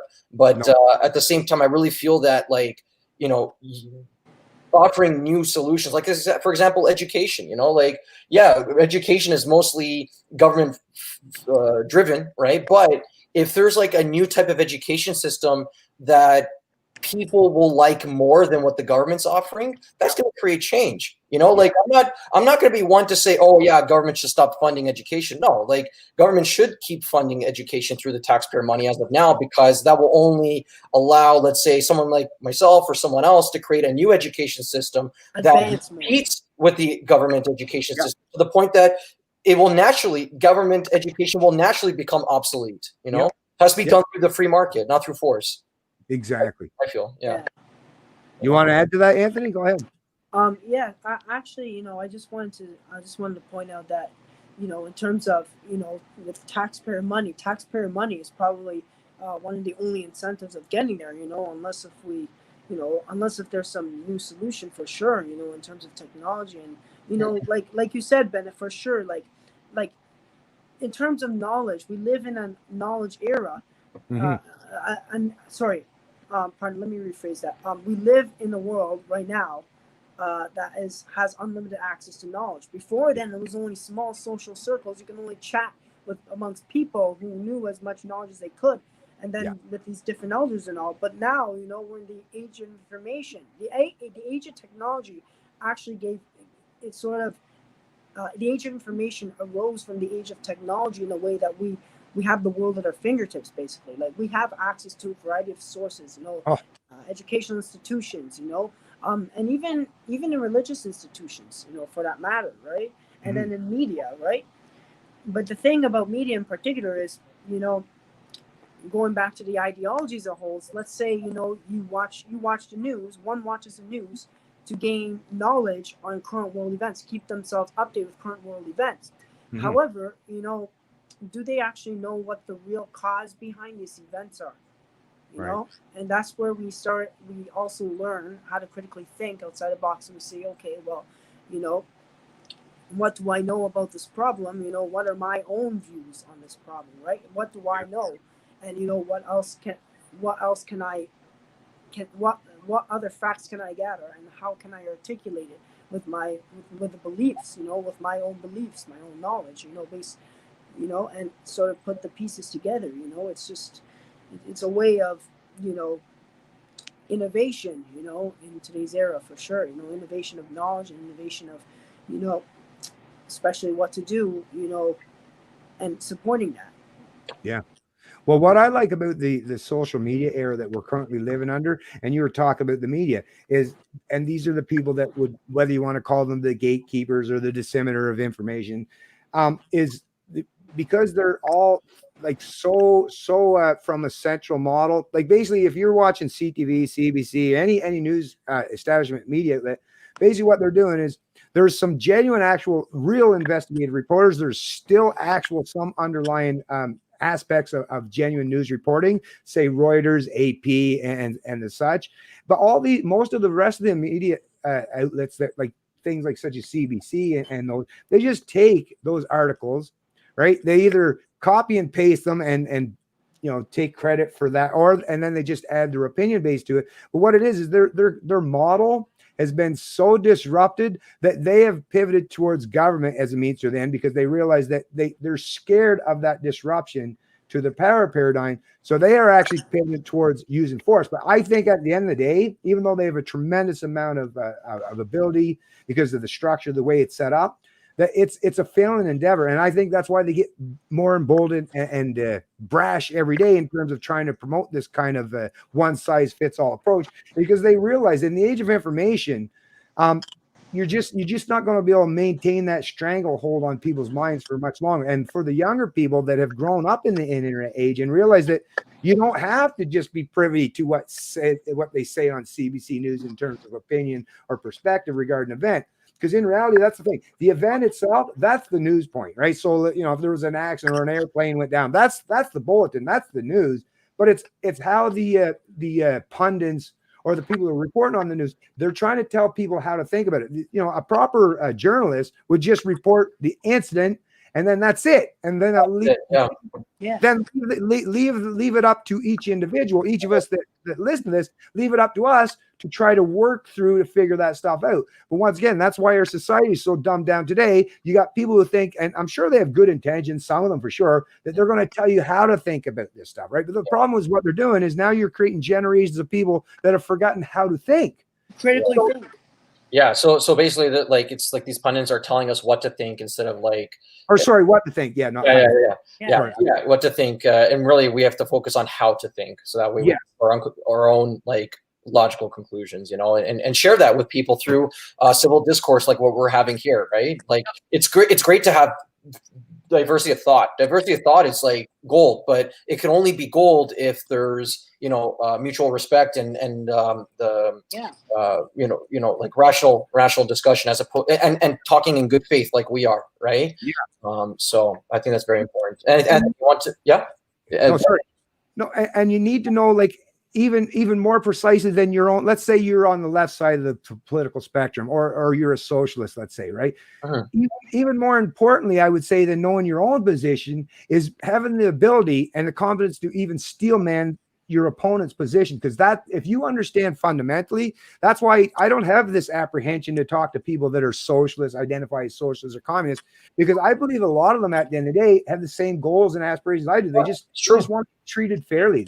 They just want to be respected. They just want their dignity. They want to have their value and what they provide. They want it to be measured in a way that they feel like they're being properly compensated. So to me, that's what it comes down to today, is all the younger people in your classroom is like, just challenge, listen, at least listen to what your opponents are saying. And even people that aren't, like, I don't even consider myself an opponent to a capitalist or an opponent to a socialist. I just consider myself someone that, like I say, I like to build and base my opinions, my perspective on things that are universally true, consistent. I want to expand my knowledge. And the only way that's going to work is by not falling for the dogma. And we're all privy and susceptible to falling into dogma. It's very easy to conform because it makes us, our family, if we have a whole family of socialists, it's going to be much easier for us to get along with our whole family if we just subject ourselves to what they hold in their head as an ideology. Unless we're the black sheep of the family.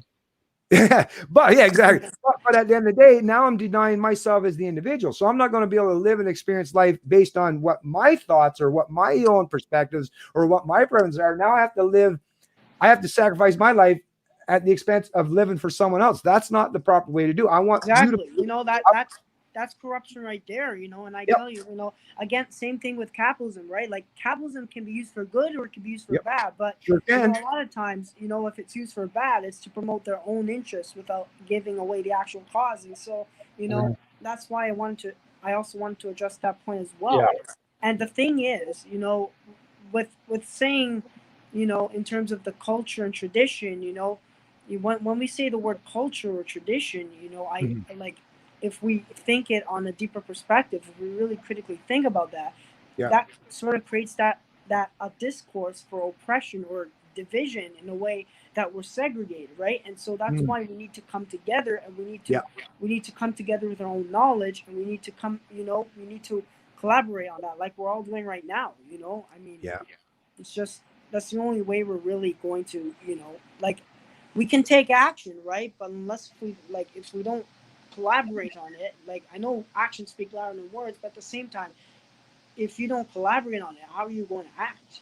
How are you going to come up with that ultimate conclusion? How are you going to put the pieces of it together and sort of try to come up with like some ultimate weapon?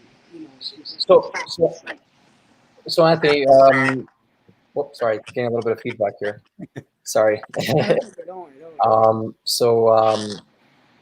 Sorry, I hear my own voice and it's coming out. Let me just put the volume down on my end. My bad. Okay. So basically, I feel that, like, from our conversations, Anthony, that you're saying how, like, all these different structures and institutions have an influence on us, and we're like, where our ideology is, our mind frame and stuff like that, which is true. Like, the family, like the triangle thing that you sent me, right? The family, the government, the school system that we're in, the companies that have such an influence on us, pretty much everything. Like, they all like shape how we think and our ideologies and stuff like that. I think that comes full circle with the fact that we all make choices based on the environment that we're in. Kind of like when I referenced Felix Rex, Black Pigeon Speaks, on his quote on that our choices are usually based within the environment that we're in, which is true. And that's where sometimes we have to kind of rethink the environment, which is what he also alluded to as well, is that, like what kind of gave birth, for example, the MGTOW movement, right? That line of thinking came from the environment in which they were in, right? And thanks to the internet, a whole bunch of people that felt the same about that banded together and had their own little group on that, right? Or not really little, now it's getting bigger, still small relatively to other groups, but like it's growing in membership, I believe. But like, we have to rethink, take a step back and rethink, okay, I think this way. Why? What are the things that have an influence on the way I think? How? And we have to take a step back and think and discuss with other people how to be more aware of ourselves, and therefore kind of restructure things in a way that will better benefit us and better benefit other people and stuff like that. I know I'm just spitting out theory. I'm just talking theory, but I think it's these theoretical thoughts and lines of thinking that will help create some actual new change, practical change, you know? Yep. Can I just check? One other thing I kind of want to add in, and then if you want, we can soon get ready to tie this up or whatever. But the one thing too is that I understand, especially with the identity politics that's pushed and put front and center a lot today and through our academic institutions and stuff. I think the thing that's most detrimental to that is any collective or group that's functioned under the pretense or the narrative of the entire group being oppressed by some externality or some external group is just like I say, what I like to do as a thought experiment is take the big picture, the macro picture. So when you're talking, let's say, a country like Canada and society and the geographical regions and differences and people and races, I say, like I say, just bring that all the way back down to the family unit. Because as far as when you're talking about society, really, you're just talking about a larger scale of the family unit. And now if my kids, especially when you're kids, there are ways that kids are oppressed. Even parents oppress their kids, right? Because parents have the ability to monopolize the violence on their kids for a time frame anyways, right?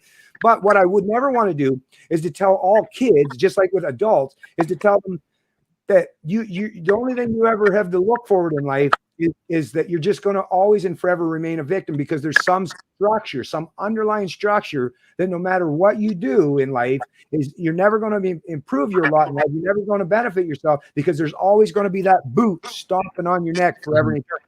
To me, if I raised my children with that kind of psychology, with that kind of mentality, then I would expect that they would never strive to achieve or any amount of success or have any real self-worth or self-esteem. And that's another thing. If you have self-worth, I'm not talking ridiculous pride in stuff that you didn't do anything to do. But if you have real self-worth and self-esteem because you've done a lot of right things in your life, you have the right, then I want these people to gravitate to the top where they should naturally be. I don't want them to restrict or restrain themselves in any way because they feel that there's just no chance. They'll never be able to amount to anything. And I've seen this, and the First Nations community and other people have said this too, and I've been to them. And when I see that, that's why when I talk to people, is just please don't believe in this fucking victim narrative that they're trying to jam in your throat, because you have potential. As a human being, you have fucking potential. And if you constantly allow people to tell you that you're never going to amount to anything because someone else is always going to be holding you down, what a terrible, terrible detriment. What a terrible thing. I wouldn't do that to my kid. And when you extrapolate that out and you do that on a society-wide scale, no wonder so many people are so willing to fall helplessly into this victim narrative and pop more pills, smoke another doob, or do whatever to distract them from the real world, right? And that's a terrible, terrible message. So I'm not suggesting that there aren't oppressors and people who will actively try to oppress you, but to make it so that it's an impossible trap to escape, what a terrible thing to tell people. Yeah, I know. It's so true. I agree with you 100%, Yeah.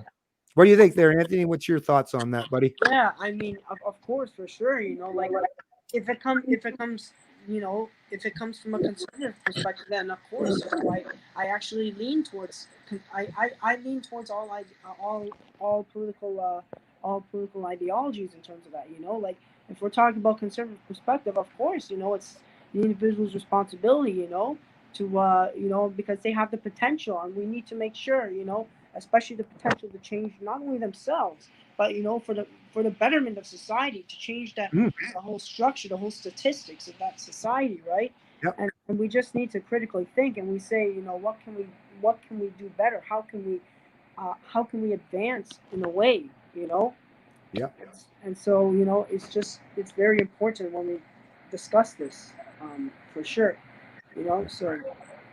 Awesome. Well, just before we do tie this up now, so what was it? There was a couple other things I wanted to bring up here. What was it? Yeah, so I mentioned the On Liberty by John Stewart Mill, and once again, I'll also place a link to that those 5. I didn't quite finish, but I'll place the link to those free ebooks in the description, because, like I say, not just for you guys, but like other people, get some of the younger people to read some of these things. Matter of fact, it's probably easier if you just look for them. Mises, there's lots of places who've made videos. There's Academy of Ideas, which is an excellent YouTube channel called Academy of Ideas, where they take a lot of these philosophical concepts, or the guy narrates, so he reads the book, but in video form. I recognize, especially a lot of the younger people, maybe you don't necessarily want to read a book, If you can get the exact same information, by someone, doing it in audio form while you're doing something else, like I say, but this is very important information for people to undertake. And then, like I say, even myself, I know about Karl Marx, I know Das Kapital, I know the Communist Manifesto. Learn about all these things, because there's always going to be little tidbits of information. Like, I can't say that Karl Marx, everything he ever said was wrong and he was evil 100%. There's some things that I would agree with from Karl Marx, but really at the end of the day, it just comes down to we have a disagreements and how you get out from underneath some of these oppressive natural tendencies, because human beings do have a natural tendency to want to benefit themselves at another person's expense. But once again, if the human experiment is to separate us from nature, if we're going to do that properly, because like I say, we're always falling back in the state of nature is the easiest thing possible. But for us to remain outside that and to constantly try to advance and enlighten ourselves to be that separation from just the pure state of nature, is these ideas, is these philosophical concepts, are these principles. Without those underlying structures, well, we will fully, even with all those of us in the minority that don't want it to head that way, society will take us back into those dark ages, or where even more of our liberties, our inherent rights and freedoms are destroyed or quelled. But the ideas, if we bring them to fruition, and like I say, for you younger people, to spread those ideas around to as many people, live your life by those ideas, by these ideals, be principled yourself, be leaders, right? Because that's the other thing. You have to be the leaders of your community, because people, as much as everyone like to think we can all be leaders, no. There's always usually a minority of people who are leaders, and then a majority of the people who are followers. So it's very important for those of you who are going to be the leaders to lead by example and do the right thing, so that the people who are your followers see that not only is it the right way to do things, but it's beneficial to everyone in society. Or not necessarily. Some people are not going to benefit, but it's what's going to be beneficial for most people in society. Yeah. Lead by example. And that's great. And you know what, on top of that, I want to add one thing is that, I don't think there's anything wrong with being a follower. It's just as long as we're not blind followers. Exactly. If we're not blind followers, then we're good. Because you know what, the leaders that we believe in, we need to show them support, because they need that support, right? Yeah. Especially if they're good leaders. The bad leaders, no. But the good leaders, yes. But we have to make sure that we're good followers, not blind followers. So. Yeah. Well, the beautiful thing and the difference between a leader and a ruler is a leader. The only reason why anyone follows you is like a leader literally means they're following you voluntarily, right? The ruler is forcing you, right? Yep. That's the difference. So a leader, I respect leaders. As a matter of fact, most of the times in my life, I'm actually a follower for a lot of ways, because I follow but on the information by, like I say, era figures or historical philosophers. There's people that I like to this day. I follow, but it's not necessarily the person, but it's the ideas, it's the ideals, it's the goals, it's the principles. So as much as I respect the individuals, the characters that bring those ideas to light or suggest these ideas, it's the ideas that in the day. So I don't want to get into like a culty thing where it's a person, where it's an individual per se. It's where they lead. It's the ideas that they're leading me to, or that they're showing that their leadership skills shows that those ideas are amazing and so beneficial to the human experience, to the human race. So that to me is the most important thing. Is don't be like Mary was saying, don't be fearful of being a follower. I don't mind being a follower, but sometimes when you recognize, and we all have it within us, when you recognize, let's say you're in amongst 10 of your peers, and you realize that, you know what, I just happen to be privy to some knowledge that I think these other 9 people should be privy to as well. Well, then you have to step up and be that leader. Sometimes it's uncomfortable for people, but it's a good thing to do. And it does place the emphasis on you. Some people don't like being the focus of attention or the center of attention. But like I say, it's that lead by example. It's being willing to step outside your comfort zone and lead by example and show people that this is the kind of knowledge that you think is beneficial to them to learn. Then those people will, once again, they might pick up that mantle themselves once they've gained or earned that kind of knowledge themselves, and then they can carry that torch. That's really how it takes place, and it takes place by every one of us as individuals trying every part we can from coast to coast to coast, trying to get as many people in our community, in our family, in our society to thinking more fundamentally about these ideas and these concepts. If we can do that, then the sky is truly the limit, because the human race has shown like we have so much amazing potential, not just as individuals, but when we come together collectively and do things on a voluntary means, like the scale of what we can accomplish it's unbelievable. Look at what we can accomplish even when we're oppressed. So just think about how much more we can accomplish if you take the shackles off. Yeah, I remember when you said, of course, for sure. I just remembered. I just want to make another point. It's not a person's identity that is the cause of inequality. It's the ideologies that are placed on them. That's why I can conclude with this. Again, it's the ideologies. It's not the person itself. We need to expose these ideologies that are hidden in all these different social structures, in media and government and education. It doesn't matter what it is. We need to have more people, more Canadians be aware of those ideologies and try to expose them, right? Change the structure from a left-wing perspective, not totally abolishing the system, but just, again, like, I don't want to destroy the system for sure, but just sort of changing the structure within there, right? Yep. Yeah, for sure.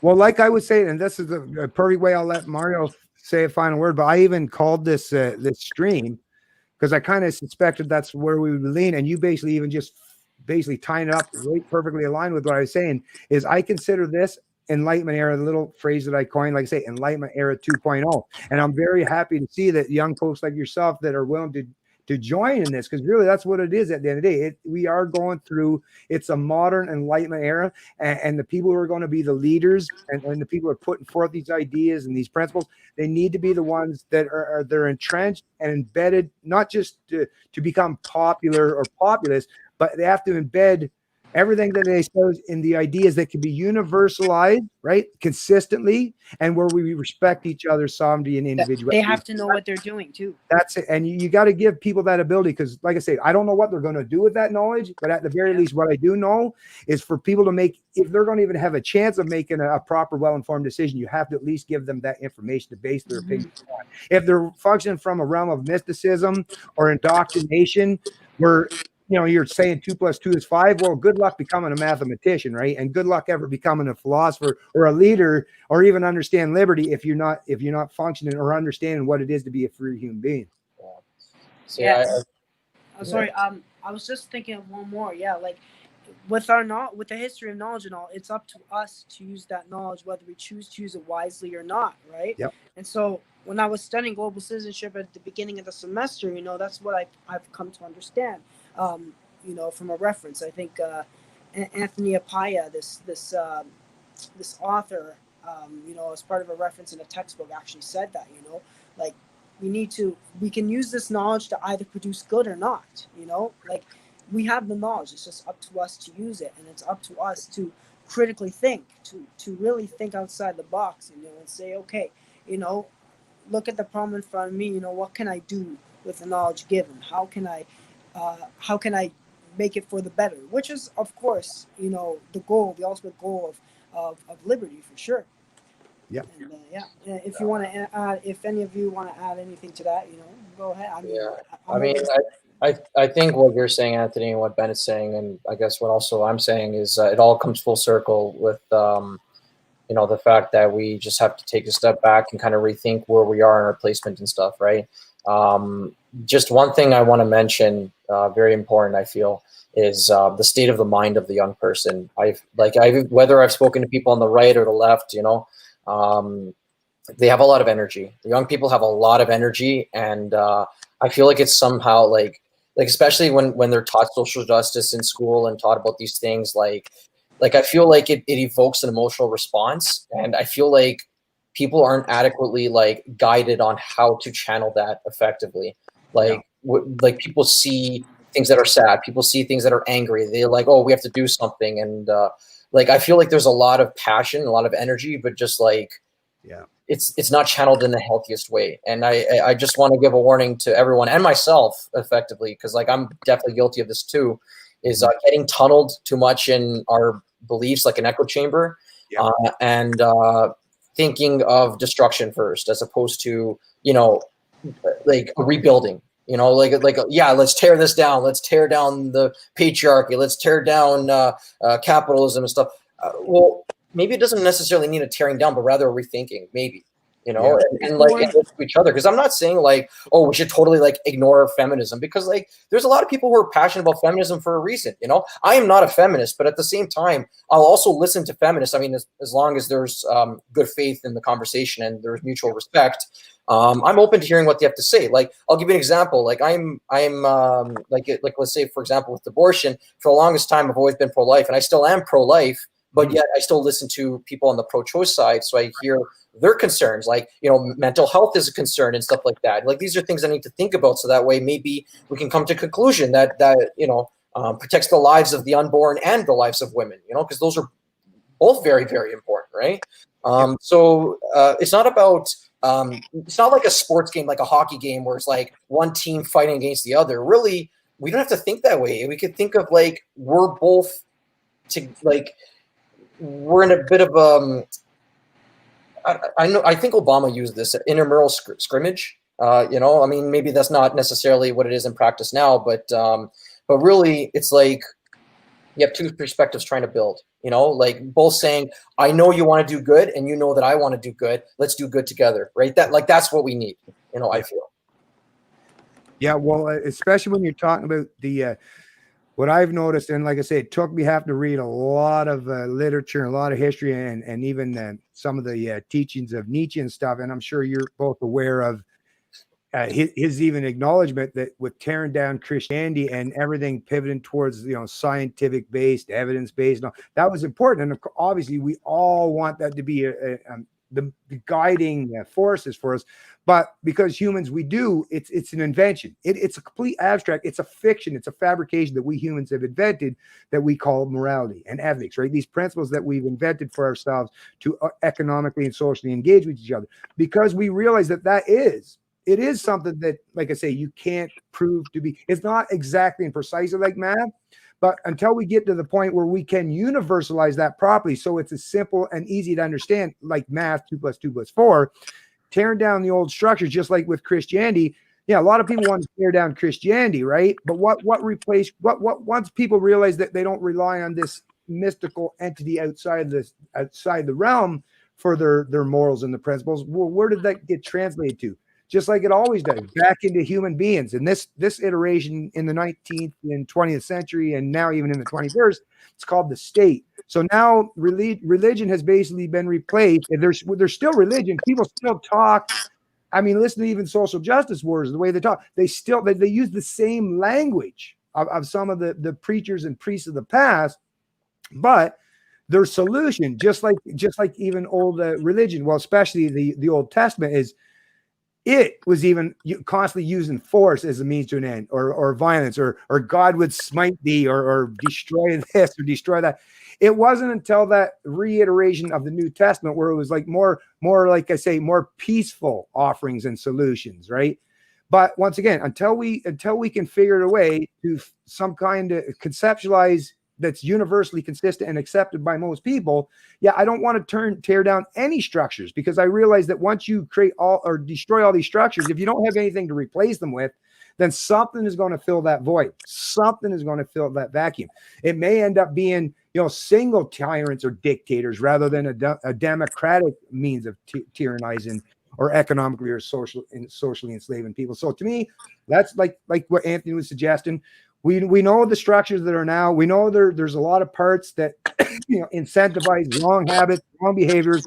But rather than tear it down entirely, it's stuff like we're doing today, engaging in dialogue, conversation, and offering solutions, and other people coming up with ideas that other people can come together to bring those solutions to fruition. That's what's going to help us. And like I say, once we've created this area, and not just the human mind, but in the actual real world, where we can transition away from the old structures, then we don't have to go through the violent revolution that used to be the only way that humans ever restructured things in the past. Was we had to go through this wicked teardown of society, destroy a tremendous amount of wealth, many millions of people's lives lost. I think we can skip that step, hopefully, in the age of information. It doesn't mean it will come to fruition.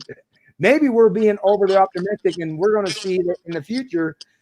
Yeah, we were very hopeful, but the potential just wasn't there because a lot of our peers aren't up to speed. But I'm not going to lay down. I'm not going to roll over. I'm not going to be a pessimist. I'm going to try to take advantage of the era that we live in today. I'm going to try to reach out and talk to as many people, and hopefully we can, fight back that potential and make sure that we do have the potential for the future. Because like I said, I have 2 sons. You guys are 2 young folks. I'm sure you're going to have your own families at some point in time. And trust me, you're going to really, really want to make sure that they have something that they step into where they actually have a true semblance and understanding of liberty, because what their potential, what they'll bring to the world will even be that much greater than what they could if they functioned under the system they are now. Absolutely. Yep. Yeah, sure. Right on, guys. Well, listen, like I said, I really appreciate this great conversation. Me and Mario, we've had a couple of great chats before, and I'm glad that you brought your perspective to the table too, Anthony. And like I say, I don't care who you are, and if you got any friends that identify as communists, I don't care if they're part of the LGBTQ movement, Black Lives Matter. I don't care who the heck you are, because like I say, I want to be one of those few people that's out there, like I say, not just talking the talk, but walking the walk, and willing to show that I'm willing to put aside. I have my own personal opinions and preferences and how I want things done, but I'm willing to put my own, subject my own self and restrain myself to my own mind and my own lot in life and what I actually have control over, and listen to other people. And I think, like I say, if we can do that, we can be the leaders of liberty and show how it's done. Bring this stuff together. And like I said, if you can get a communist, a socialist, and a capitalist to all agree that, hey, how about we just don't force or impose ourselves on each other? How about we treat each other with a little mutual respect and stuff like that? I think, like, if we can do that, like I say, I think other people will see that that's the recipe for success, and put all this mysticism and collectivism bullshit on the back burner where it belongs. Yeah, For sure. Yep. for sure. Mr. It was Bennett, I just want to say it's been such an honor learning from you. Thank you so very much. I've always wanted to be on this show, and Right on. yep, to discuss my perspective. Well, you're welcome back anytime, Anthony. Yeah. Just reach out to me in a message. We'll talk any other time you want, man. Ben, it's a pleasure to be on your live stream again. Thank you for having me, and thank you, Anthony, for extending the invitation to me. I really appreciate the both of you having me. Thank you so much to the both of you, and it was definitely a pleasure to be speaking and learning from you both. So thank you. Excellent. You guys made my day today. You really did. I'm going to have a really happy, prosperous day today by having this great conversation. If there's anything that you guys want me to include in the link of this stream, just send it to me in a Twitter message, any social media pages or anything that you want me linked to, and I'll put that down there as well. Okay. Sure.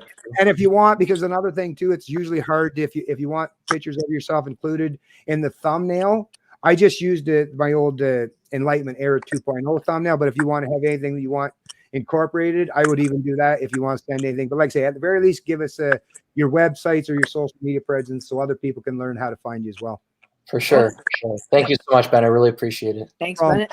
All right, you guys have a good one. Thank you. You too, Bennett. Everyone. Thank you. Bye, Mario. Bye, Bennett. Bye, Anthony. Bye, Bennett. Take care. See ya. All right. I really enjoyed that conversation. I really appreciate all you folks that did stick around in the chat too. Like I say, I was hoping to be able to get to the chat early on, but this was once again, another engaging conversation. What do we got here? I'm going to scroll right down to the bottom. Like those 2 gentlemen, like I say, and I'm really happy to see the young folks today. Really, they're so, you see that they're both so yearning and not just for knowledge, but yearning to be participants into, like I say, bringing about some of these concepts and ideas that people like myself have been talking about for a while, because they realize the importance of it. Their future is at stake. And that's, to me, it's very important to let the young people know that there are people like us out here that are from the older generations that have their best wishes and their how they're going to be able to be fruitful and prosperous in life. We care about them as well. Of course, I care about, myself, my immediate lot first and foremost, but there's so many other people in this world that, like I say, I want to make sure that they have been given the opportunities in life to live and be as free and prosperous as they should be. Because a person that has that genuine freedom and personal accountability, responsibility, and autonomy, that's a person that, like I say, is a much less of a threat to the rest of us than anyone else. So our ability, once again, to give each other the respect and dignity they deserve, allow other people to live the way they see fit, and like I say, just have a very small amount of rules of how we socially and economically engage with each other. That's the recipe. And it really is. It's not that big of a recipe, as you recognize. It's a pretty minimal recipe, but it is a recipe for success. And like I say, it's something that we all can build and expand upon going forward. Okay, so I'm going to see. Hey, what's going on, Rika? Nice to see Rika into the chat. Oh, she's laughing. Cult is going to cult. Thanks, Corey W. Appreciate that. Just say up yours. Thank you very much as well. And you're a good lad. Oh, thank you very much, Edgar. I really appreciate that. Is there anyone else that commented in there real quick? Okay, no, I see that's pretty much it. But like I said, thanks a lot, you folks. I really appreciate everyone that joined up the stream today. Like I said, I enjoyed that conversation. I'm going to be doing tonight. Oh yeah, by the way, you folks, Tim Moen and Dave, was it Bim Baum, the Liberty experts, Tim Moen, the leader of the Libertarian Party of Canada. It's on my Canadian Libertarian page. I shared the event. That's tonight at 7 p.m. Eastern time. They're doing a live AMA. We're actually not just typing in, and actually I'm willing to do that on this channel too. So I'll do an announcement right here. If you folks want me to do a live AMA, kind of like what Tim and Dave's doing, where you don't just comment in the chat, but I'll bring you right on, so you can ask a question while you're on camera and on mic, and just come right on, because that's what Tim and Dave's doing tonight. I'm going to be on there, so I'm going to get on there and hopefully have a question to pose to them. And you folks should join and like I say, get on there, get your opportunity, get on and talk with the Liberty experts, Dave and Tim, and ask them your question, one of the pressing questions you want to ask, and I'm sure they'll have some great answers as well. So like I say, check that out, 7 p.m. tonight Eastern time, and I'll see you then. And if not that, I'll see you in my next live stream. It's Canadian Libertarian, and I love liberty.